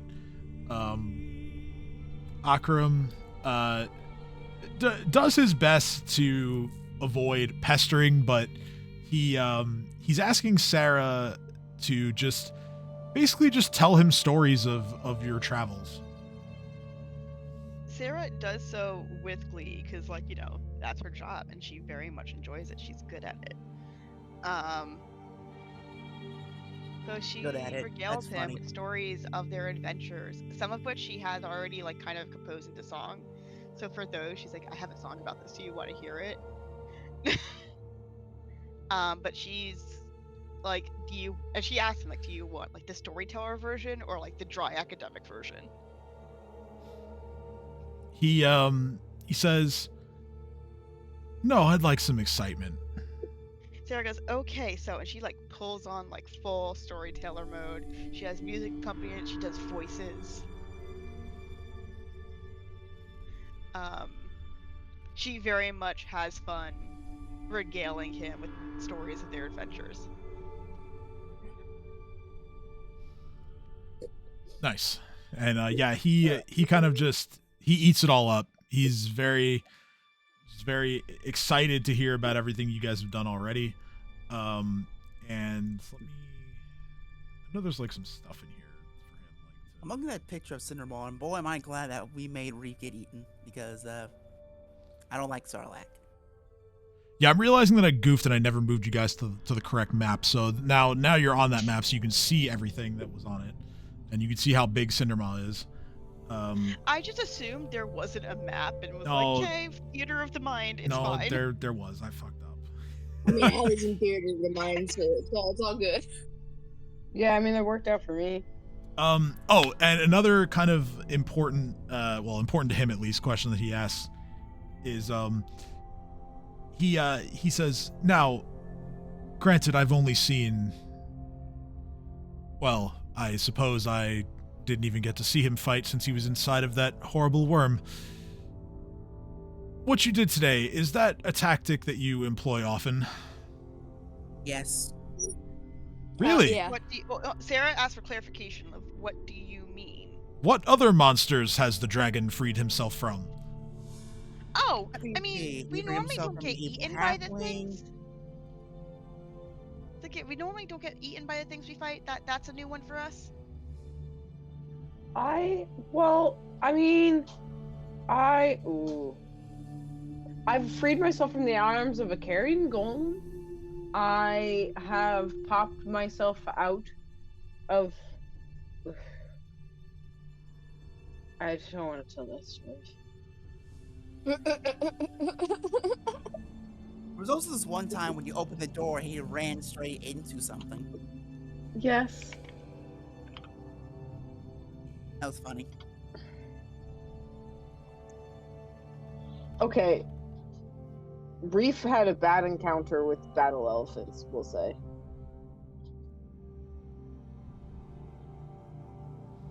Oh, very interesting. And that was only partial, and that wasn't on purpose. It just sat. I see. And he turns to Sarah to respond to like, oh, this is the first time we've had, to cut ourselves out of something. And he goes, I admire your resourcefulness. Listen, we'll get the job done. It might not be the prettiest way to do it, but we'll get it done. And he's just thinking for a moment, and he says, and also your willingness to replicate our history. Well, of course. These are feats of greatness, regardless of wherever it's from. The ability to say I've been eaten by a worm and lived, and so did the worm. That's awesome. I can go home. I can actually go back home now. Like, Reef literally just flips his scythe and goes, you know what? I don't need any of this shit. I can go home. Sarah's like, what now? I may have been banished. What now? I got banished from the tribe. It's fine. It's fine. Werverins do very tiered classes things. The joke was I had to escape a dragon, except there was no dragons where we live anymore because we only served the one, and that was it. And that was the point. You couldn't kill him. He was way too strong. And the joke was I'd never come back because I never fought another dragon and win. The worm counts. A worm counts as a dragon, so technically I could go home. I don't think they're gonna like that. Akram, how do I ask for? Technically, worms are dragons. They just don't have any legs or wings. They're like the lesser form of a dragon. Yeah, I know, and that's why Reese just literally threw his hands up in the air and just went, "Holy shit! I just found a loophole."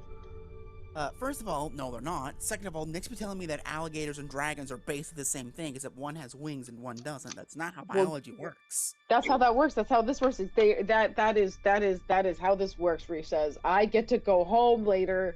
After all of this, I can go back." That's the point. Drek, you heard it. You saw it, right? That counts. Hold on, I'm gonna do a quick Google search in my mythical mind of Google. He just says, Sarah, yes, Your hold on, Majesty. I have a question.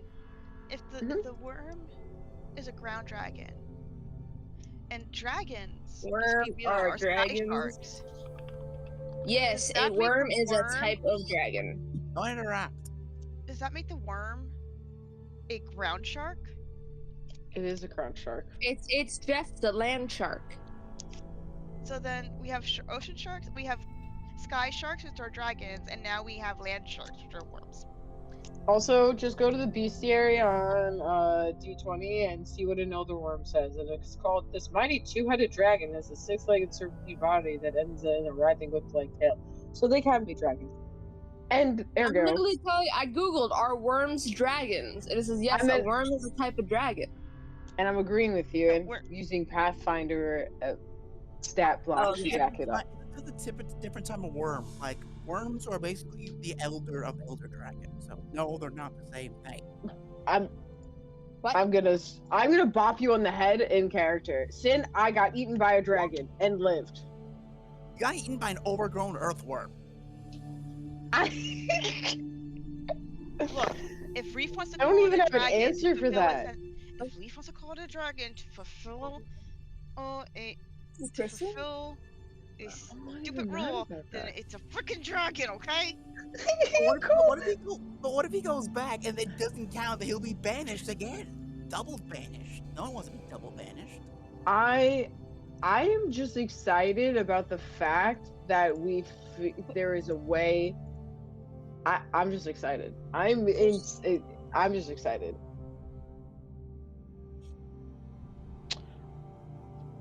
Oh my god. Okay. In character, I'm gonna look over at Akram and go, I It's just cold! realized that means that there are more dragons alive in this area than my clan ever thought. Is Cindermaw the only worm around here?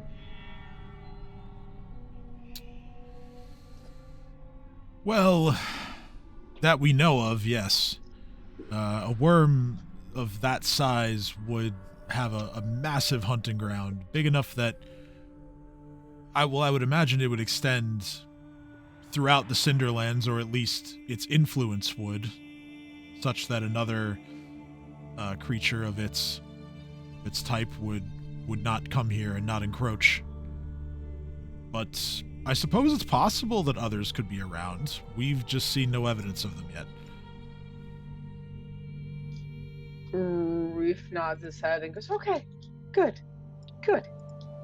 So only 2 of them within this area. Okay. Ooh, I can handle that. It's fine. Are you planning on getting eaten again, Reef? I thought you said you weren't into war. No. Backstory. Do you ask? Okay. My clan, worships Tiamat. I don't like dragons. I don't like dragons in this place.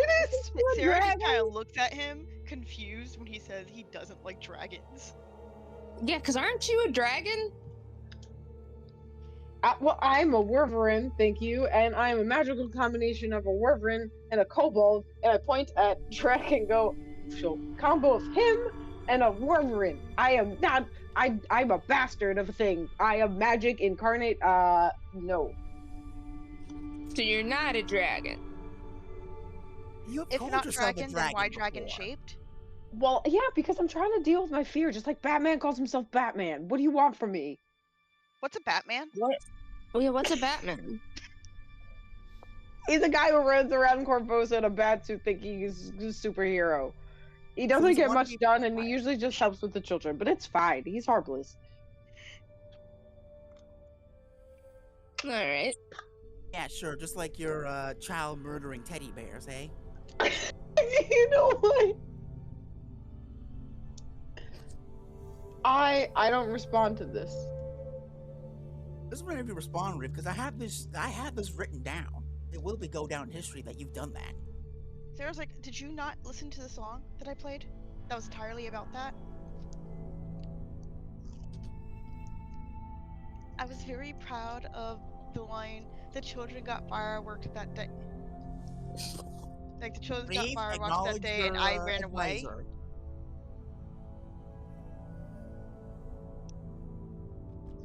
I forgot that Tiamat was retconned out with Pathfinder, by the way. So It's okay. No, it happens. Bahamut. This was like in 2021, so sorry. But Bahamut. They worship Bahamut. Is that better? I mean, that changes their For the alignment equivalent. completely, but yeah, we'll hand wave it. Don't worry Well, about it. no. My group is not part of my main clan. That's the point. Okay. I've never been part of my main clan. My main clan. That's why I'm out. I'm an Gotcha, outsider. gotcha. I'm just finding a funny loophole that lets me go walk right back into their camp and not immediately get fucking roasted, Yeah, and yeah. they have to humor my existence there. It does no bearing on the actual story. It's Right, I just understand. like, oh, cool. It's Reef lore drop time. Yeah, we love that. Yeah. We love that for Reef. The Hawk, maybe. Yeah, they the worship Hawk the makes Hawk. sense, actually. Oh, that's really good. I like that. That's who I was thinking. For other The reasons. Hawk. Yeah, I don't know the other reasons, but that's who they worship. That's why I splinted it off, because I'm not trying to worship a dragon cell that worships a literal dragon that also is like, yes, Dahak, woohoo, and give me all your gold. And I'm sitting there going, can we don't do that? Also, not really for Apsu either, though, so that's how I ended up following Yaren, because I tricked my way out of dying, but not banishment. And now I have my own little horde that I've decided to say I'm a dragon to make myself feel better about. And out of character, you guys now all know. Congratulations. All right. Reef. My job's done.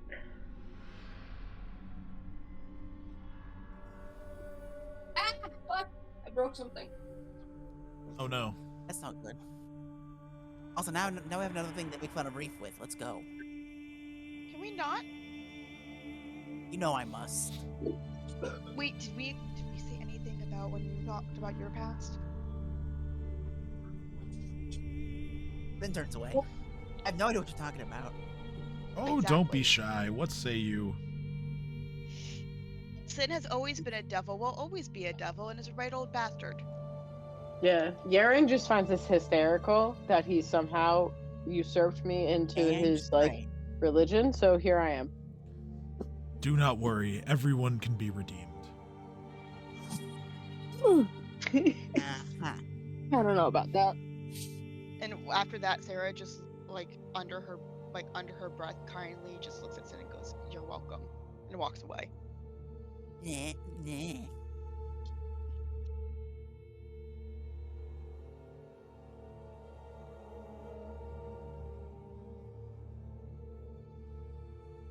Right. My roll 20 doesn't want to work. I'm just gonna be doing theater of the mind like I have been. Your computer really is one with you, huh? Yeah. Okay, Great. can I say out of character, I've somehow made a connection with another Pathfinder game I'm in because of this, but yeah, in character go, Reef, go. Yeah, it totally works out in the end. My character in the other game was relationships Callistra, and at one point Callistra tried to have a relationship with Dekak and got fucked up for it. So like her followers are like, be wary of those bitches. So I just think it's funny that canonically my characters would probably look at you, they'd be like, fuck off. It all works out in the end. So Maybe Reef if I do is those done right with now. his fucking. Yeah, let's go. All right. So I'm gonna give you my unicorn wax. What does that do? I don't know. I forget. All I know is it's a good thing. Alright, fuck it. Reef just consumes it in whatever way he thinks is best. I also consume unicorn wax.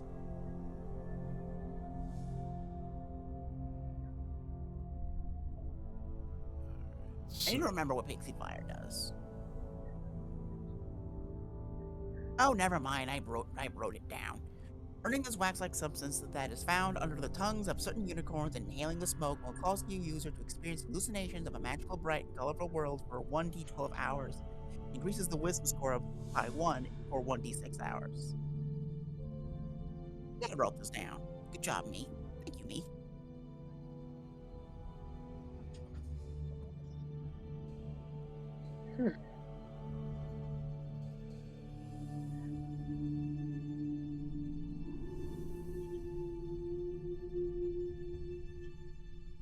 Damn it! So, is there a way you can re-roll, or are you just stuck with that? I'm probably stuck with that. for what is this for? Sorry. The Driven balls on unicorn wax. And I'm only gonna hallucinate for 1 hour, which is nonsense. That's Upset. yeah, that's kind of unfortunate. Reef, your turn.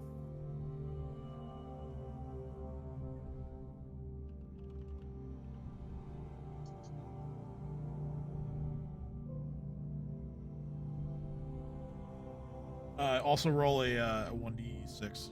Sin. I am. Better, I suppose. Oh no, that's very good. That's very good. You gain.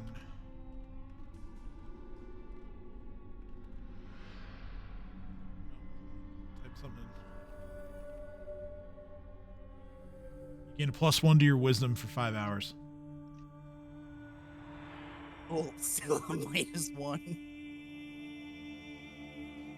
But I'm slightly wiser now. You are.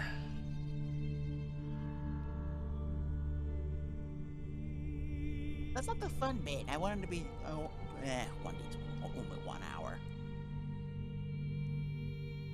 But I mean, yeah, the hallucinations are still potent, as short-lived as they are. You see a magical, bright, colorful world before you for the next hour. And that makes you pretty happy. enough. Hey, roll d12 to see how long you last. He's gonna get a 12. You want me to roll a d12? D12 and a Yeah. and a D6, please. Oh, you gotta be kidding me. There you go. All right, so Reef, dare you. you also gain +1 to your wisdom for 4 hours, and your hallucinations last much longer.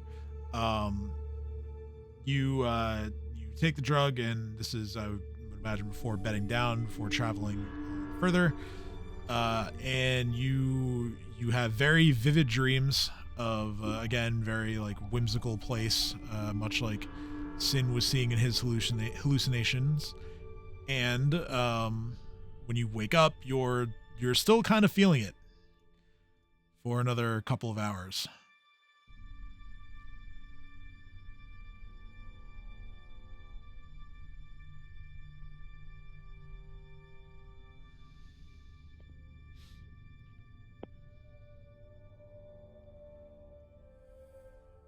So yeah, like I was saying, you wake up and the world looks again very very colorful and whimsical and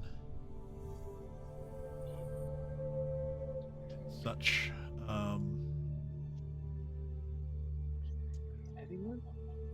Okay. Well, Reef is going to step closer and look at Akram and go, I guess here we go.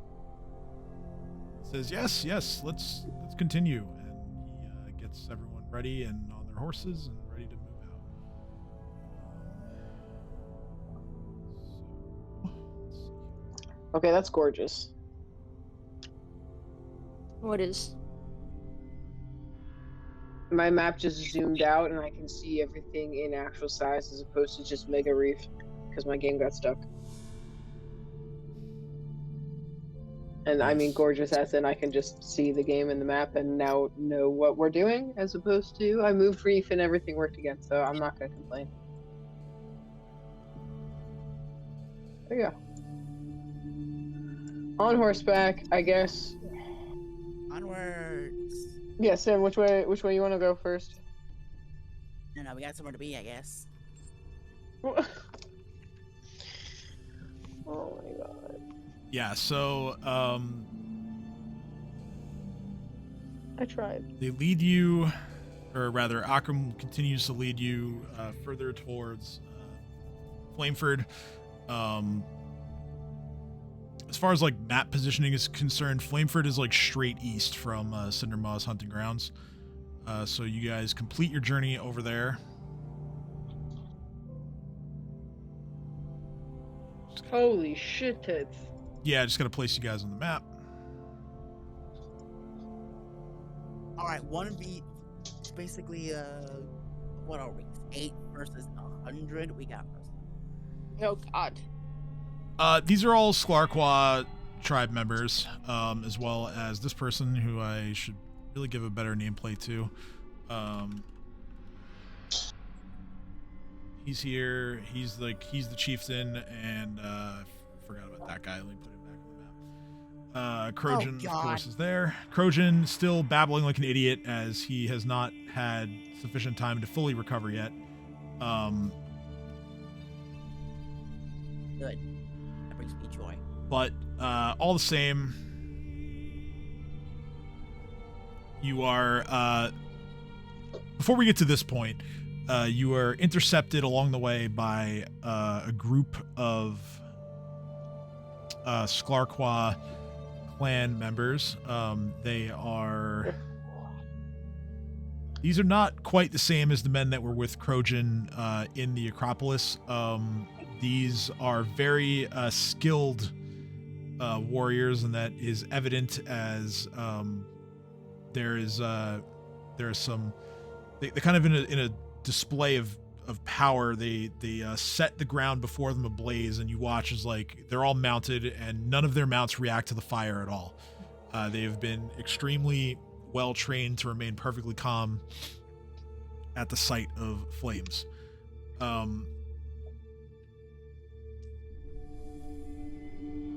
They notice that Akram is with you, but they still They still kind of bark out at you. State your purpose, Shamek. I have gotten the mark of the thrall. I have been eaten by Cindermaw and lived. I deserve some respect in the sense of that I just want an audience without any bloodshed. The next thing you hear is, you there, Truthspeaker. What say you? And Akram takes a step forward. And he says, yes, I vouch for these Shamek. What they say is true. They seek an audience. They seek information.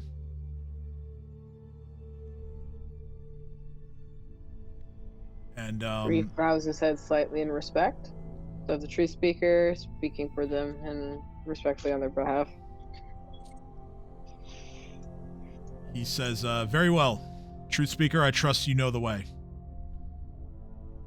And Akram turns to the rest of you and says, watch your step. Do exactly as I do. Lyrune-Quah put spike stones all over this place to protect their camp. Just follow me and you'll be fine. So he very carefully leads you along a winding, very much serpentine path that leads all the way up to the entrance of the campsite. Let's see here. There's one thing that I don't need to look at this right now. What am I doing? I'm just letting myself get distracted. Anyway. Some notable features here. The camp itself is in a very highly and easily defensible spot. Like Akram said, there's spike stones all around. To the west is a sheer cliff face that reaches up to a height of 80 feet. The campsite is covered with yurts of a whole bunch of different sizes. There are also a couple of larger tents for perhaps like meeting spaces.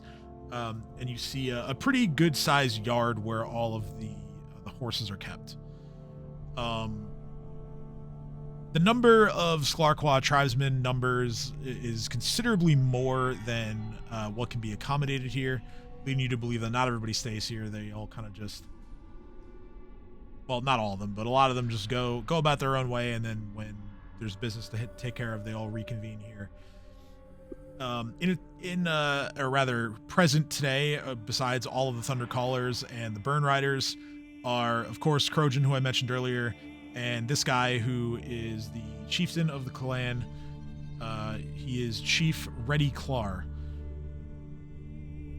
And Akram tells you a little bit about him as you... He looks like this.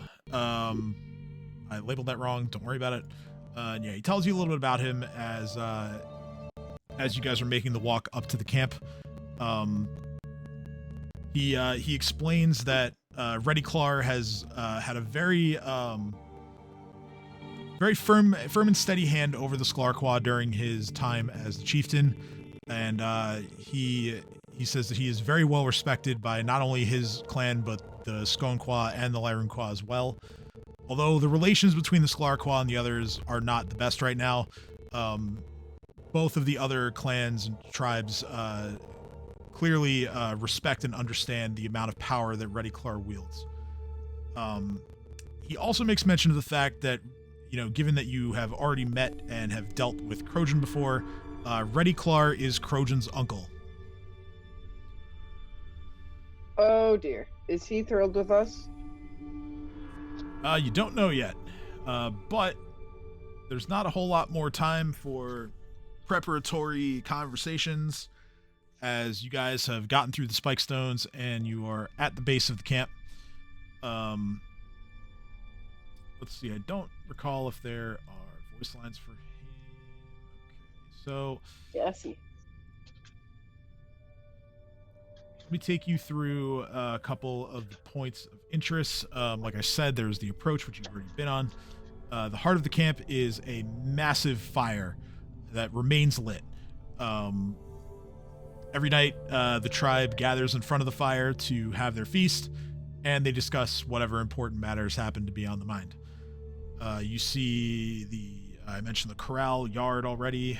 The biggest yurt naturally belongs to the chief. Or no, sorry, not the chief. There's a different one. There's one yurt larger than the chief's. Yurt. No, sorry, I'm tripping all over reading my notes here. The chieftain's yurt is the largest. There's one that's almost as big right next to it. That belongs to the shaman of the tribe. The shaman, Akram touches on him a little bit. The shaman doesn't have a name. He abandoned his name. As is tradition with the Lyrune-Quah, essentially when a shaman of their tribe has seen a sufficient amount of winters, he is, invited to essentially lose his name and be anointed, sun shaman, which is like a higher title than just a simple one of the tribe. So it acts as both a name and a title. And there is one other yurt that is completely unoccupied at the moment. It is going to be this one here. We'll get to that in a little bit. So the entire camp sort of gathers around the fire.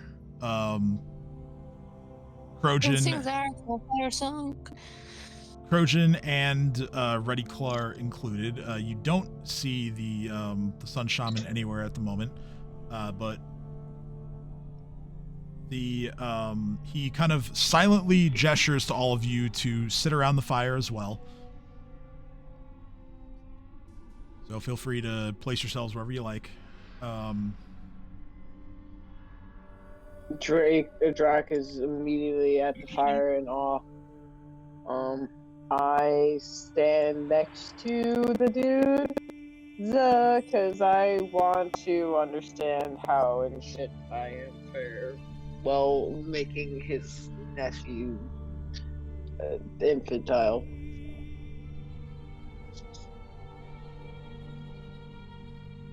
Okay. Once everyone is seated, or if you prefer to stand, that's fine. They don't really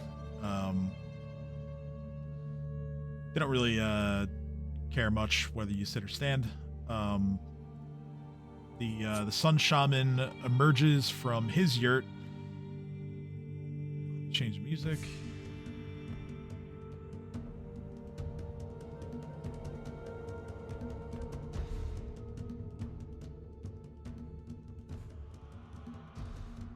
Okay. Oh wait, that's right. I'm gonna load up Sirenscape. Hold up. Wait a minute. Oh shoot, I didn't have Sirenscape open. Sorry. That's okay. I have it open. It's just music right I'm now. vibing to the tunes. It sounds like you're about to do a speech, so I'm like, let me find Sirenscape. So wait. Ready Claw stands up and he wastes no time in sort of setting the tone and the mood for the meeting as his voice booms throughout the camp. He loudly addresses all of you, kind of just staring daggers through each of you in turn, and he just says, "Why do you dare come to our lands?"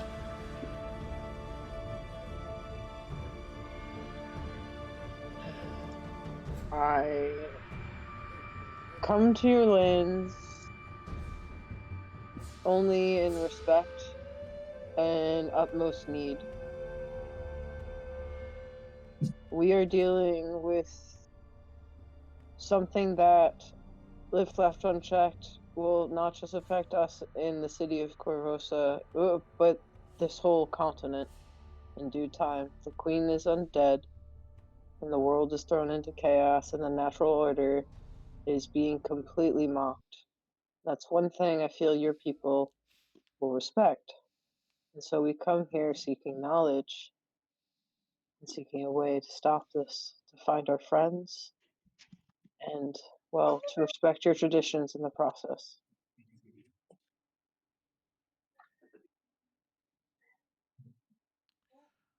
Okay, go ahead and roll diplomacy for me, please.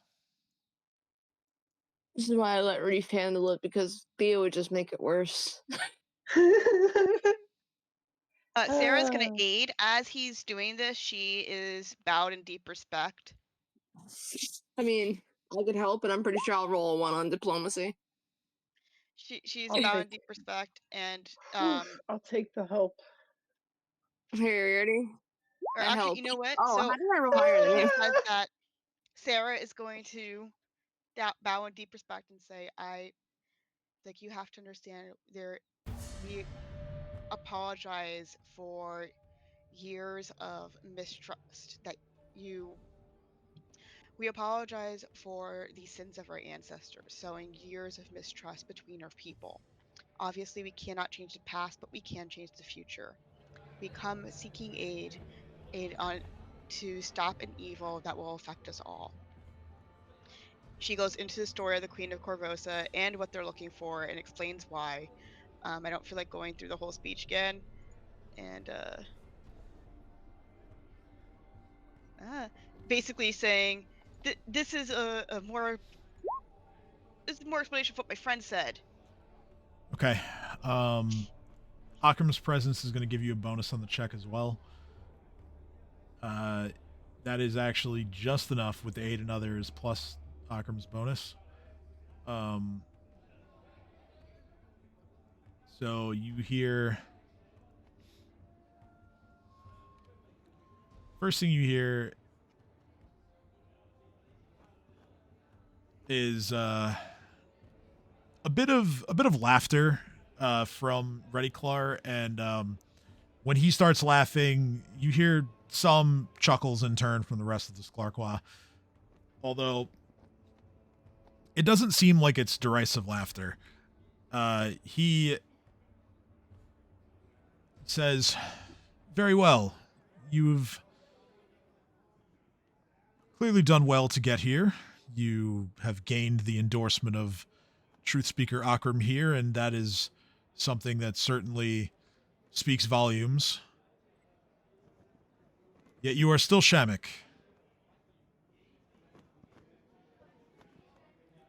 So you may prove yourself worthy by taking the trial of the totem." Reef raises his hand and goes, "Yes! Okay, awesome. We're good. So you don't mind about Korvac so much, right?" About what? I'm sorry. Oh, I muttered Korvac, fucking Christ. Now I'm stuttering it. The dude's name that I turned to Krojan. Mushbrain. Yeah. I tried saying it like 8 times and I just kept stuttering, so thank you. Krojan. He looks back at Krojan, who again is still looking a little worse for wear even after a few days. And he kind of leans, Ready-Clar leans really close to you, and he just says, "Between you and me, I've kind of been enjoying the last day or two." Reef snickers and looks at him and goes, I'll keep that to myself, but good to know. Don't And do breathes it a small again. sigh of relief. Of course. That wasn't the plan ever. I didn't know that would happen. I now know will happen, and I don't plan on doing it again to myself or anyone. Sarah also kind of like has come over and chime in. It was an accident. It was an accident. Not on purpose. Lies and slander, but I don't say that out loud. Listen, Sarah's trying not to get us killed. You shut up. I said I didn't say it out loud. Jeesh. Another man who I don't have a token for is positioned next to Ready-Clar here. This is the shaman, the old man. He is going to place a hand on Ready-Clar's shoulder. He doesn't say a word. And the shaman starts walking back towards his yurt alone. Reddy Clar looks at all of you and he says, the shaman and I are going to discuss whether it is right for you all to take on the trial. Is the trial by fire at all, or? Not No. necessarily, but all will be explained if we deem that you are worthy to take the trial. And he leaves. He goes into the shaman's yurt. At this point, Akram is going to walk over to you guys, and he is going to. Before he does that, as they're walking away, Sarah turns to Theo and goes, "Is it trial by fire? Really?" Well, I was quiet that entire time. I'm sorry, the filter just didn't filter. To be fair, I'm not even mad about it. I can't even be mad about it. I heard one of you chuckle, and Theo starts pointing fingers at everyone. Like, out of character, I laughed my ass off. Theo straight up like Spider-Man, like which one's the real Spider-Man, starts pointing at people saying, I heard one of you laugh. So they're gone for now. Akram walks over to all of you and he very quietly he explains that it would appear that Chief Reddy Clar was a little too eager. They are currently discussing, as he said, whether it is proper for you to take on the trial, and all of you, myself included, had better hope they say yes. Because if they say no, all of us are going to be disemboweled for trespassing. Well, sounds nice. Reef pops open his wings and looks at everyone and goes, well, I can take maybe 2 of you. I recommend that you have to get anybody out of here, get Drake and Arlith out. I agree.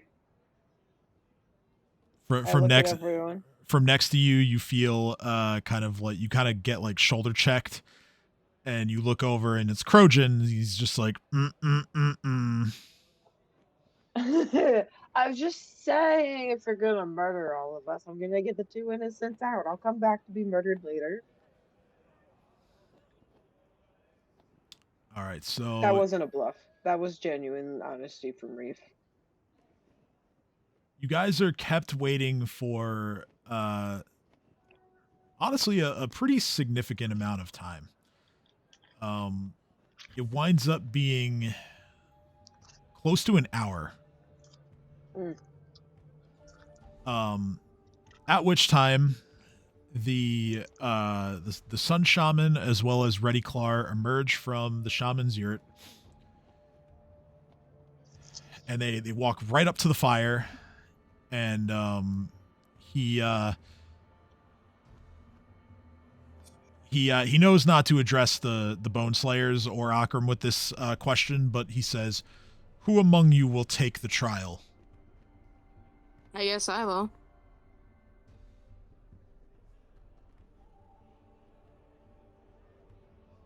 Theo? We know who it is or what it is?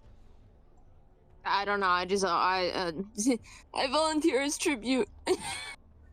Sarah kind of just salutes Theo. All right, good luck, Theo. Okay. Just for out-of-game purposes, this does not have to be a one-person task, but if you only want to join, Zen will join. Sarah's like, I will record. Someone has to take care of the Hoard. An excuse. Well, you are wearing the crown. Yeah, no. Sarah's like, you have to make sure the Hoard doesn't die somehow. I haven't the crown yet. I feel very upset. You were asleep. I was just gonna give it to you today when with the whole Ursuline thing, but you're I'm unconscious. So sorry, I wasn't feeling well. I'm not mad. I'm just saying there was a moment where I was going to RP it, but it didn't really work when you're not there. So you'll get it eventually. Eventually. I put it on her head so she keeps some of us alive. I think that's fair. To be fair, it is like a pecking order type of deal because you were the last official member, so it only be That is fair. true. That is true. And I didn't even give it an order of everything, so like I wouldn't be surprised if you get it next. It's whenever anyone's strength is going to shine the most. And I feel like when we get back to the city, your strength's going to shine the most. Whereas here in diplomacy land, where we have to make sure we don't say dumb shit, and all of us says dumb shit, usually besides Sarah, I put it on Sarah's head. You kidding me? Sarah's the most unhinged one of all of us. Yes, but the public doesn't know that, and she usually covers that up the best in the beginning. Sarah's like, wait a sec.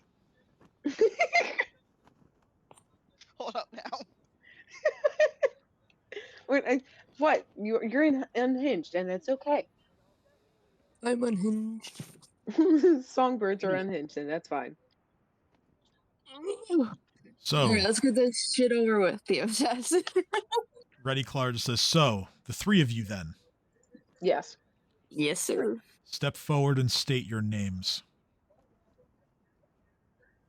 Theo steps forward and he goes, Theo Folas, nice to meet you. My God, Molly. Sin Vincent. I was once Alexander, but I am now named Sin. Oh my God, that was your name? Sarah just looks at him and goes, Alexandra.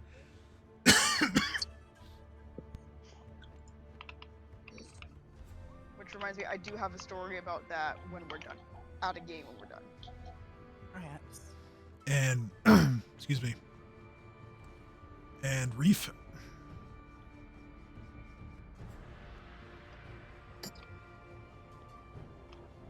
Reef steps forward and looks up and says, I am Reef's... Sorry, I just choked on my own line. I am Reef, X-Come to Hawk. I'm right there with you. Okay, so... You actually just heard Reef's last name for the first time. What's your last name? X-Com to Hawk. He's, aka he's excommunicated from the Dahawk clan. So, at which point, once three of you have stated your names, Ready Clark says, I grant you permission to take the trial of the totem. And as soon as those words leave his lips, two things happen. One, there is kind of like a stunned sort of like murmur among like the rest of the crowd. They're all kind of like in shock that you're being permitted to take this trial. Crojan flies into an unintelligible rage for about 3 seconds before his brain connects with the fact that he has just extremely disrespected both his uncle and chieftain and the shaman.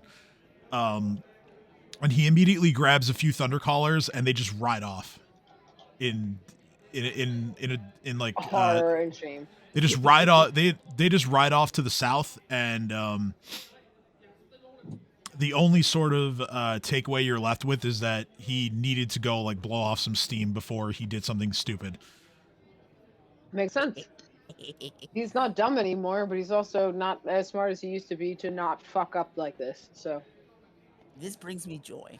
At this point, the Sun Shaman speaks for the first time, and he says, "The trial will begin in the morning, just before dawn." And at that point, he kind of just motions for all of the rest of the Lyrune-Quah to disperse from the fire. Everything kind of breaks down from there. The shaman motions to the yurt that I pinged earlier, the empty one here. That's going to Yes. be your yurt for your stay. It's just the guest yurt. That makes sense. Yurt. Nothing is Yeah, We're all mentioned. here. Nothing is mentioned as far as any kind of reasoning for why you're allowed to take the trial, nor does anyone tell you how long you're permitted to stay in the camp for. So as far That's lovely. as you know, you can stay as long as you want. At least we're safe overnight. I can guarantee that because we're allowed to take the trial.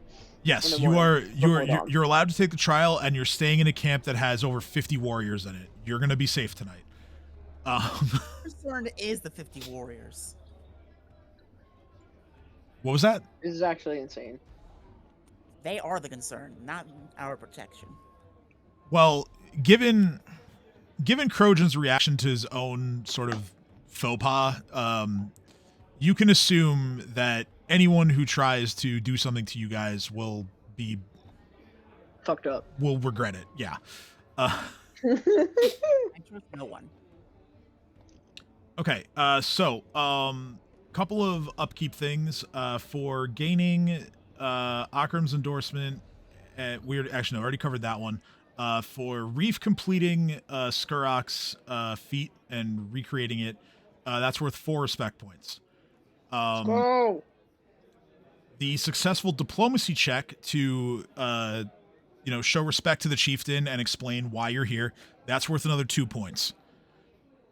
Let me just double check the reward for the trial here, because I think that should be enough to push you over the top. Okay, so yes, you earn 1 more point for even attempting the trial. And I'll explain the rules when we get there with the roleplay. So, however you guys go about the night, if there's any kind of roleplay you guys want to do, we can do it. If not, just let me know. We'll go to Sarah's the morning. gonna look at Theo and say, or not Theo. Sarah's gonna look at Dan and go, Alexander, really? Such an odd name. I like that name, Reese says, and pokes him on the shoulder and go, I'm going to call you Alex. Sin gives you like a really upset look, like not even angry, just he shakes his head for no. Sarah's like, don't worry, you will always be Sin to me. Reef sees that face and can't in good conscience actually follow through. And goes, no, you get to be mad. You don't get to be sad. Sad Sin, no. Oh, this is puppy dog eyes. No, I can't do this. Reef goes the other side of the ear and goes, I'm going to bed, Sid. You went.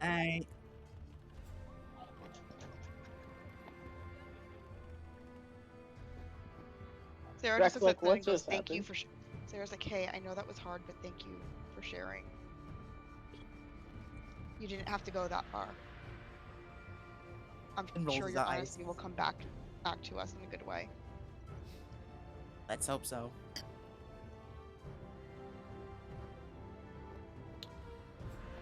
Okay.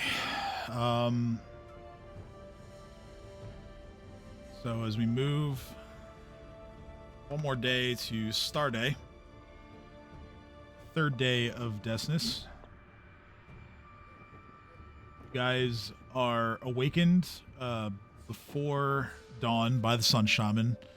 It's actually probably about an hour before dawn. He shows up at the guest yurt along with 3 Thundercallers, and he merely asks those of you who are attempting the trial to follow him. We do so, as far as I know. Indeed. And before I go, I'm going to Sarah tell Arlen is to not remember what is again not attempting a trial, but she is going to ask if she can watch. The shaman, the shaman makes no objection to that. So you are, as far as you know, you're permitted to watch. I'm saying, what did you just say, Abla? I was going to tell Arlith that if anything happens to me, remember what I've taught her. Still fade into her enemies, and then make a break for it. I will Reef here. Does Reef overhear this? Probably. Yeah, I don't see why not. Reef's gonna look at Sin and goes, "She's part of the Hoard. She's gonna get any protection from any of us who are left. I promise you That that." rock looks like a butt. The only one who's gonna survive if we fail this is Sarah. The rock looks like a butt. And she's wearing the crown, so the Hoard still exists. And I stick my tongue out at you both. Guys, the rock looks like a butt. It kind of I does. also You're saw not it. you're not wrong. You're really not wrong. I also immediately saw the butt rock. Okay, so the shaman leads the group of you about a 20-minute walk to the east to a site known as Bolt Rock. This is a small mesa, and it bears quite a lot of spiritual significance to the Skurak. What you see before you, there's a single ledge here, winding up to the westernmost flat top area of Bolt Rock, which is a plateau that sits about 30 feet above the surrounding plain. There's a second ledge that starts where my arrow is here, and it goes up this way to an eastern, a smaller eastern plateau that is 40 feet above the ground. During storms, the large quantities of iron ore that are in the rock here attract a lot of lightning, hence the name Bolt Rock. Kind of sounds like butt rock. The Skurak Thundercallers love coming here during a storm simply to experience the fury of it all. What you see before you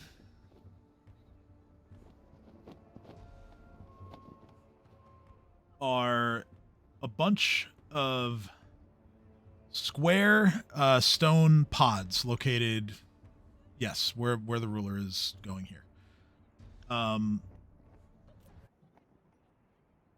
The shaman is going to walk over to each of them in turn. Well, only 3 of them, of course, because there's only 3 of you taking the trial. He's going to open them up. And inside are totems. You are invited to... Actually, he's going to open all 6 of them because he's going to invite you all to select a totem for yourself, each of you. That's going to be yours throughout the challenge. That's my starter Pokemon. Got it. Each totem is 10 feet tall, Jesus Christ.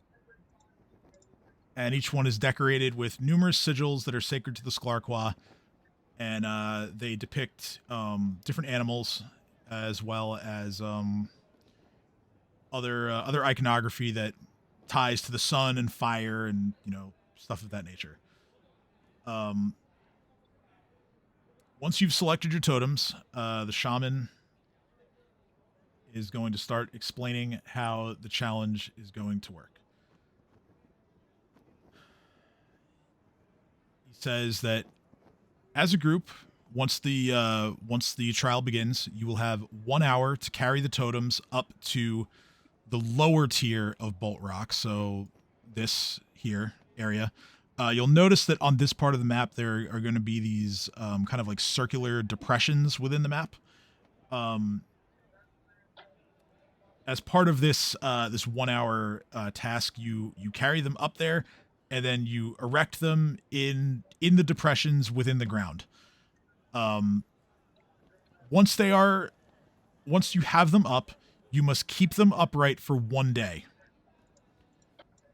After that 1 day passes, you then take your totem and you must move it again to the higher mesa, where there are more circular depressions that you again have to not so much assemble, but like rebuild the whole structure and get it standing upright again. And as before, you will have 1 hour to do this. And then again, once you've erected the totem on the right side, you have to keep it there standing upright for another day. When the sun rises on the 3rd day any totem that still stands grants the person who kept it upright citizenship within the Lyrune-Quah. Oh shit.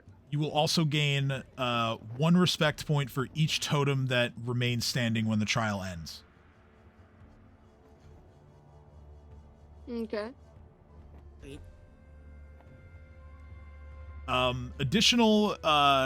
Additional sort of rules regarding this challenge.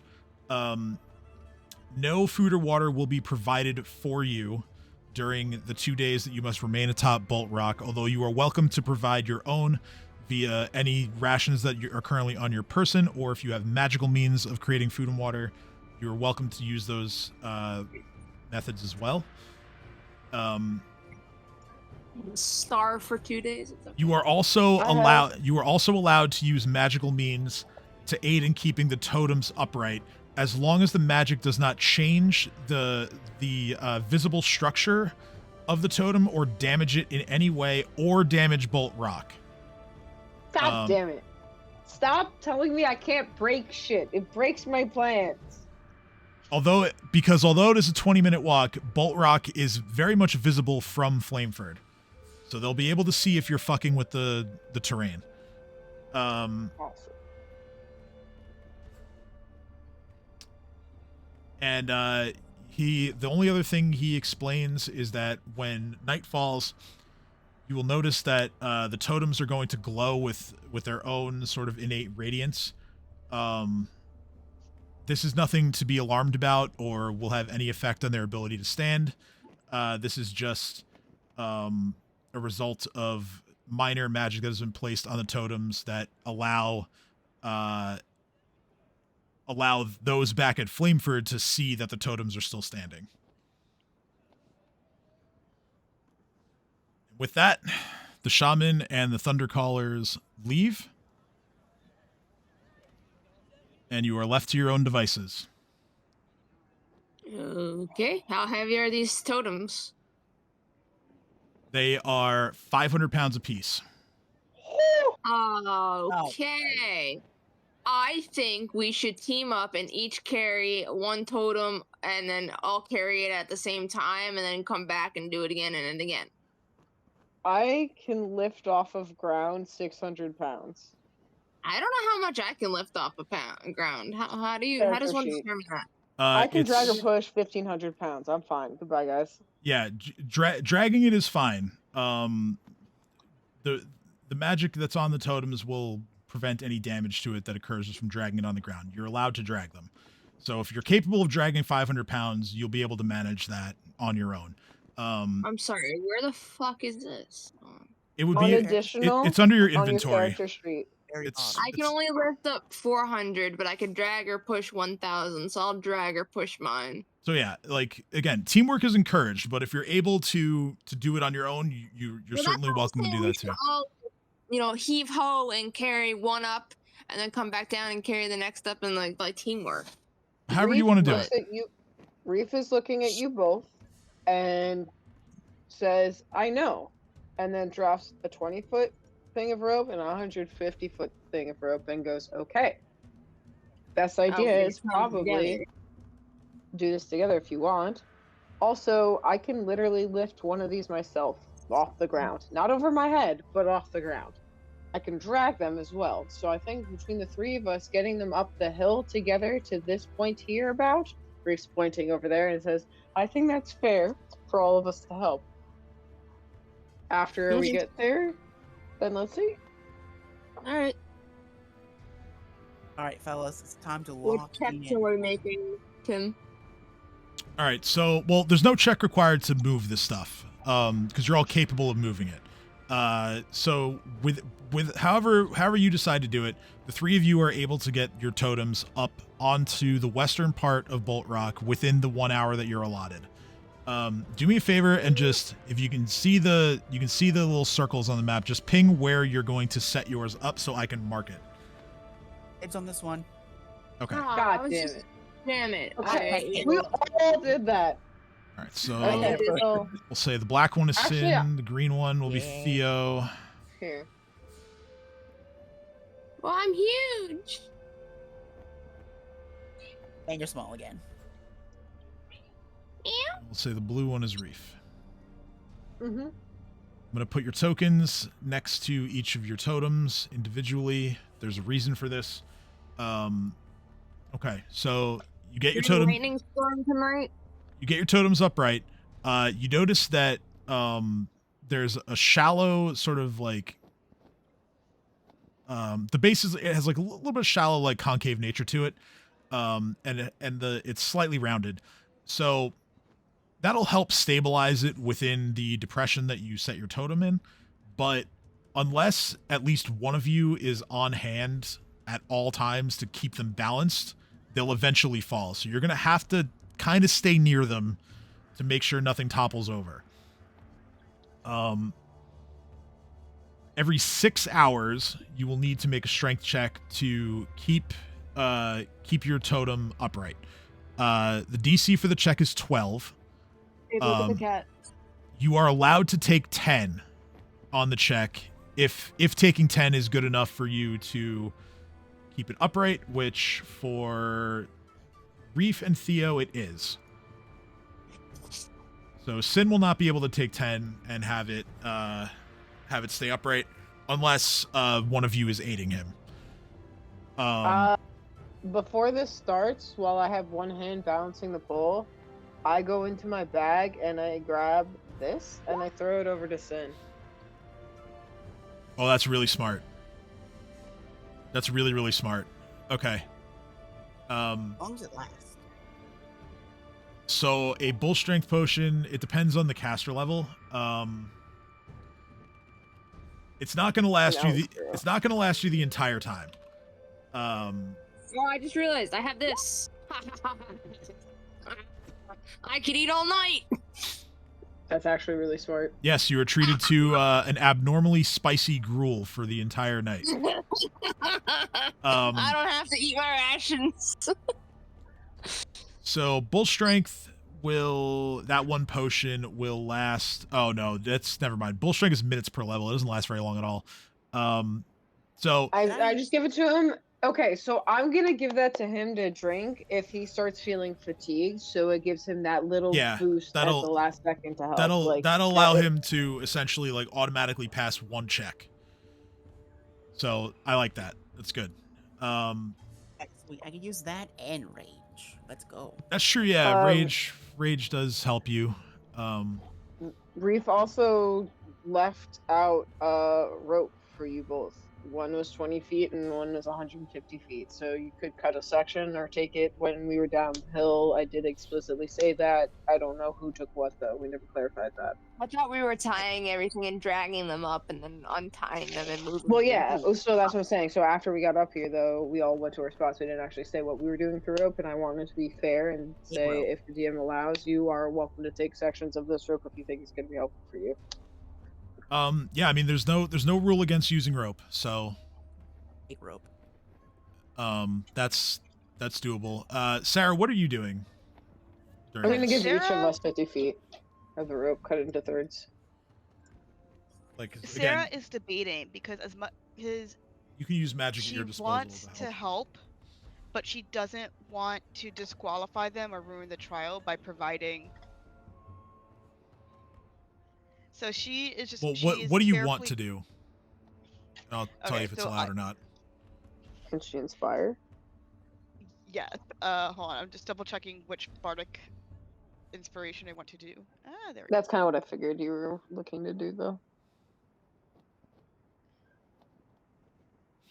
Like I wanted to do inspire greatness. Okay. I believe that can only be done on one person at a time. Yeah. So. Not only that, but like she, as much as she wants to, she doesn't want to jeopardize basically the trial. She doesn't want to insult the Skullclaw by ruining the sacredness of the trial. If that makes sense. Well, again, the only rules that are like hard and fast are you cannot alter the structure of the totem or the land. So like stone shape would be illegal, for example. And also, but I'm also not participating is my thing. True. Then again, your bardic performance doesn't have to be like audible. It could be visual, for example. And them being a 20-minute walk away, it's not like you're creating like a major image or anything like that, or like some kind of super extravagant And like they did illusion. allow you to be here. They allowed you to be here. So yeah, no, I would say yeah, you're allowed to use bardic performance.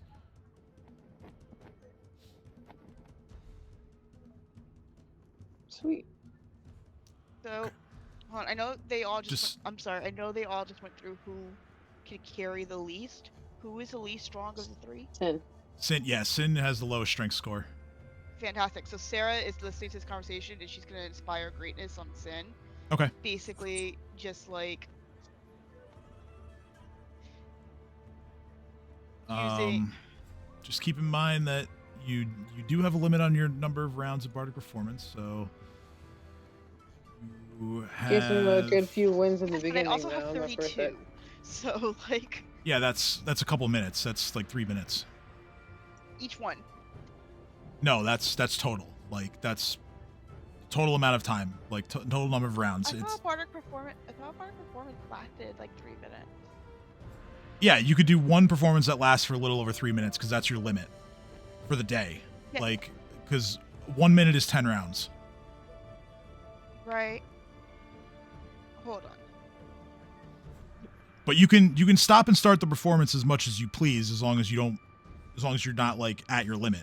So like you can just do inspire greatness when you need to. No, I get that. Okay. And I'm saying yes, and I have 32 of them, and you said that's about 3 minutes. Yes, total. So like you could do, you could inspire greatness for like 2 rounds, for Sin to make a check, and then you can turn it off. That's what I mean. Okay, we can talk about this out of game. Sure. Because I am a little confused, but I don't want to take up all our time trying to figure it out. Yeah, no, my point is that bardic performance is something you can turn on and off at your leisure. So when it's needed to make a check, you can turn it on, and then when it's not needed, you can turn it off, and that way you don't waste it all. That's all I'm trying to say. It's like rage. Like you can use some of it now. I got that. Okay. I think in you trying to clarify, you confused me. I'm sorry. I think I suck at this game. 32 is what you're seeing as a number, but that doesn't mean you can use it 32 times, and each time is 3 minutes long. Actually, it can't. 32 times per day. I have a total of 33 per day. Yes, 33 rounds of bardic performance per day. It's per round. Yes.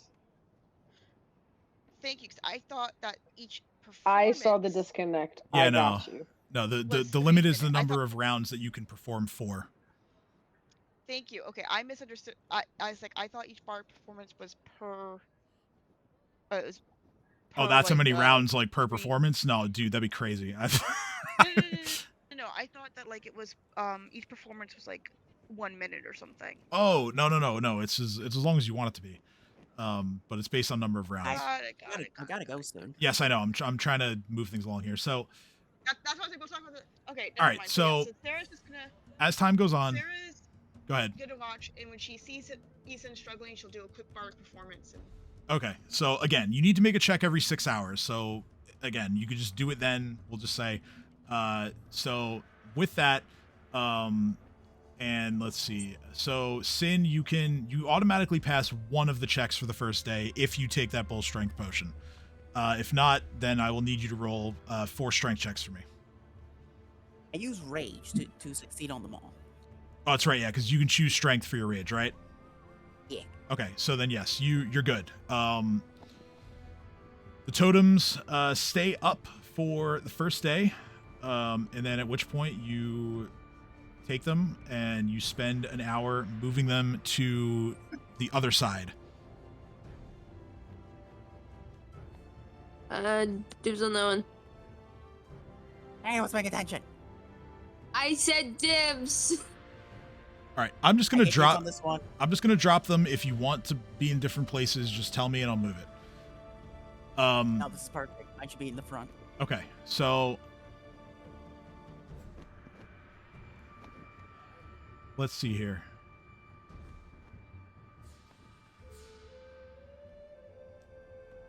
You guys continue to operate and try to hold these totems up. Exhaustion is setting in because you guys you can't sleep. You need to keep the totems upright. So Well, right like now, every 6 hours, we're not. Was that the rules that we're not allowed to sleep? well, the totems need to constantly be like attended to stay up. Like they're not locked into the ground. Oh, okay. Like a powerful wind could push them over, a storm could come through and push them over, a creature could come through and knock it over. Like you need to be vigilant the whole time. So Okay. you guys are currently fatigued, which means that you all have a -2 to your strength. This means that Reef is still good as far as taking 10. Theo can no longer take 10. And Why? because your strength drops to a 13, which means if you take 10, you get an 11, and that fails. Oh. Sin, your rage is what, a +4, right? To your It strength? is. Okay, you can't take 10 anymore either. Dang it. When the So- time is right, I'm gonna give Theo the potion. So you have Theo the potion, okay. So Theo can pass one of the checks All right. on its own. Sin will I'll have you roll. Just roll 2 of them for now. Reef ties caltrops, multiple caltrops into the silk rope and tries to tie his and use the caltrops as anchors. So he's going to make like 5 points across it. So like in each corner, and so they go across all the way around, so his thing stays standing. I can't rage while fatigued. This is bad. Yeah. Do you want the potion back?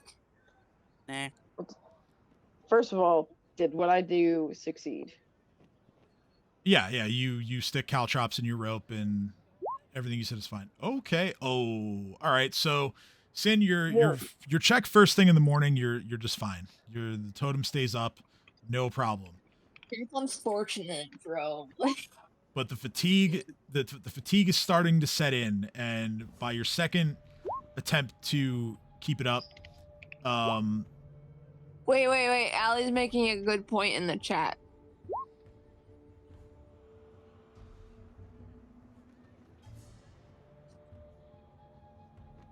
I don't think anything's gonna save a nat 1. Well, no, my point is I was asking before you rolled. So I was trying to clarify a ruling before your roll even occurred to be like, hey, wait, if mine's freestanding, then I don't need to be here. And that's what he said. So I was going to come assist someone who needed help. And then we went and started rolling. So I'm just asking to clarify what's going on now, because that was my whole intention.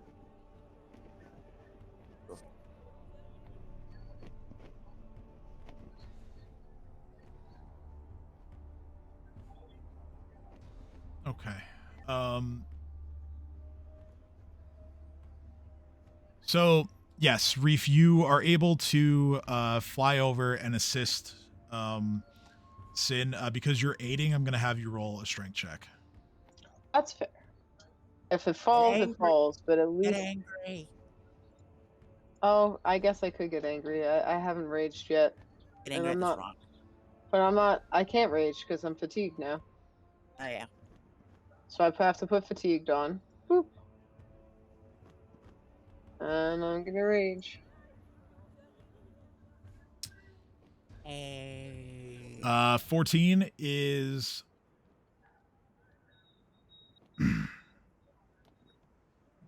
because you're aiding, I will say that it is just good enough.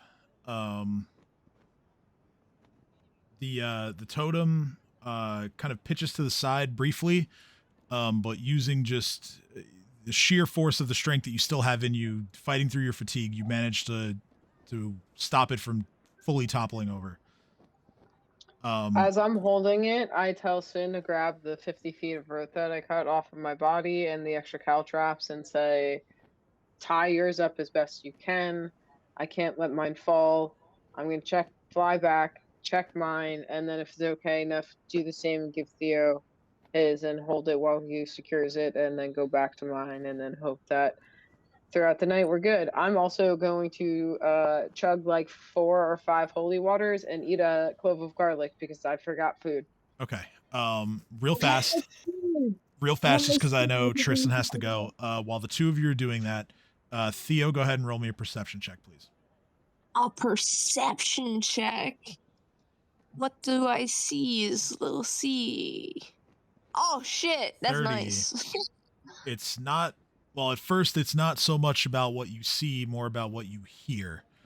Oh, the storm. You hear not a storm. You hear some manner of burrowing creature that is Is it actually another worm? several of them. Oh. You hear them circling Bolt Rock. And then as you kind of like you try to take a couple steps this way, like while still holding on to your totem. And you try to look over the side, and it's broad daylight, so not too much of an issue spotting this. Every now and then you see a dorsal fin just Land sharks. protruding from the ground. Land sharks. And that's where we're going to end this week. Theo Reef is You just gonna must have get been out. trying Cool. so hard not to laugh when I kept joking Right. about land sharks. Yeah, There's same. no- All right, listen, so y'all. I Theo- really gotta go. Theo All right. just Yep. See you later, shouts Tristan.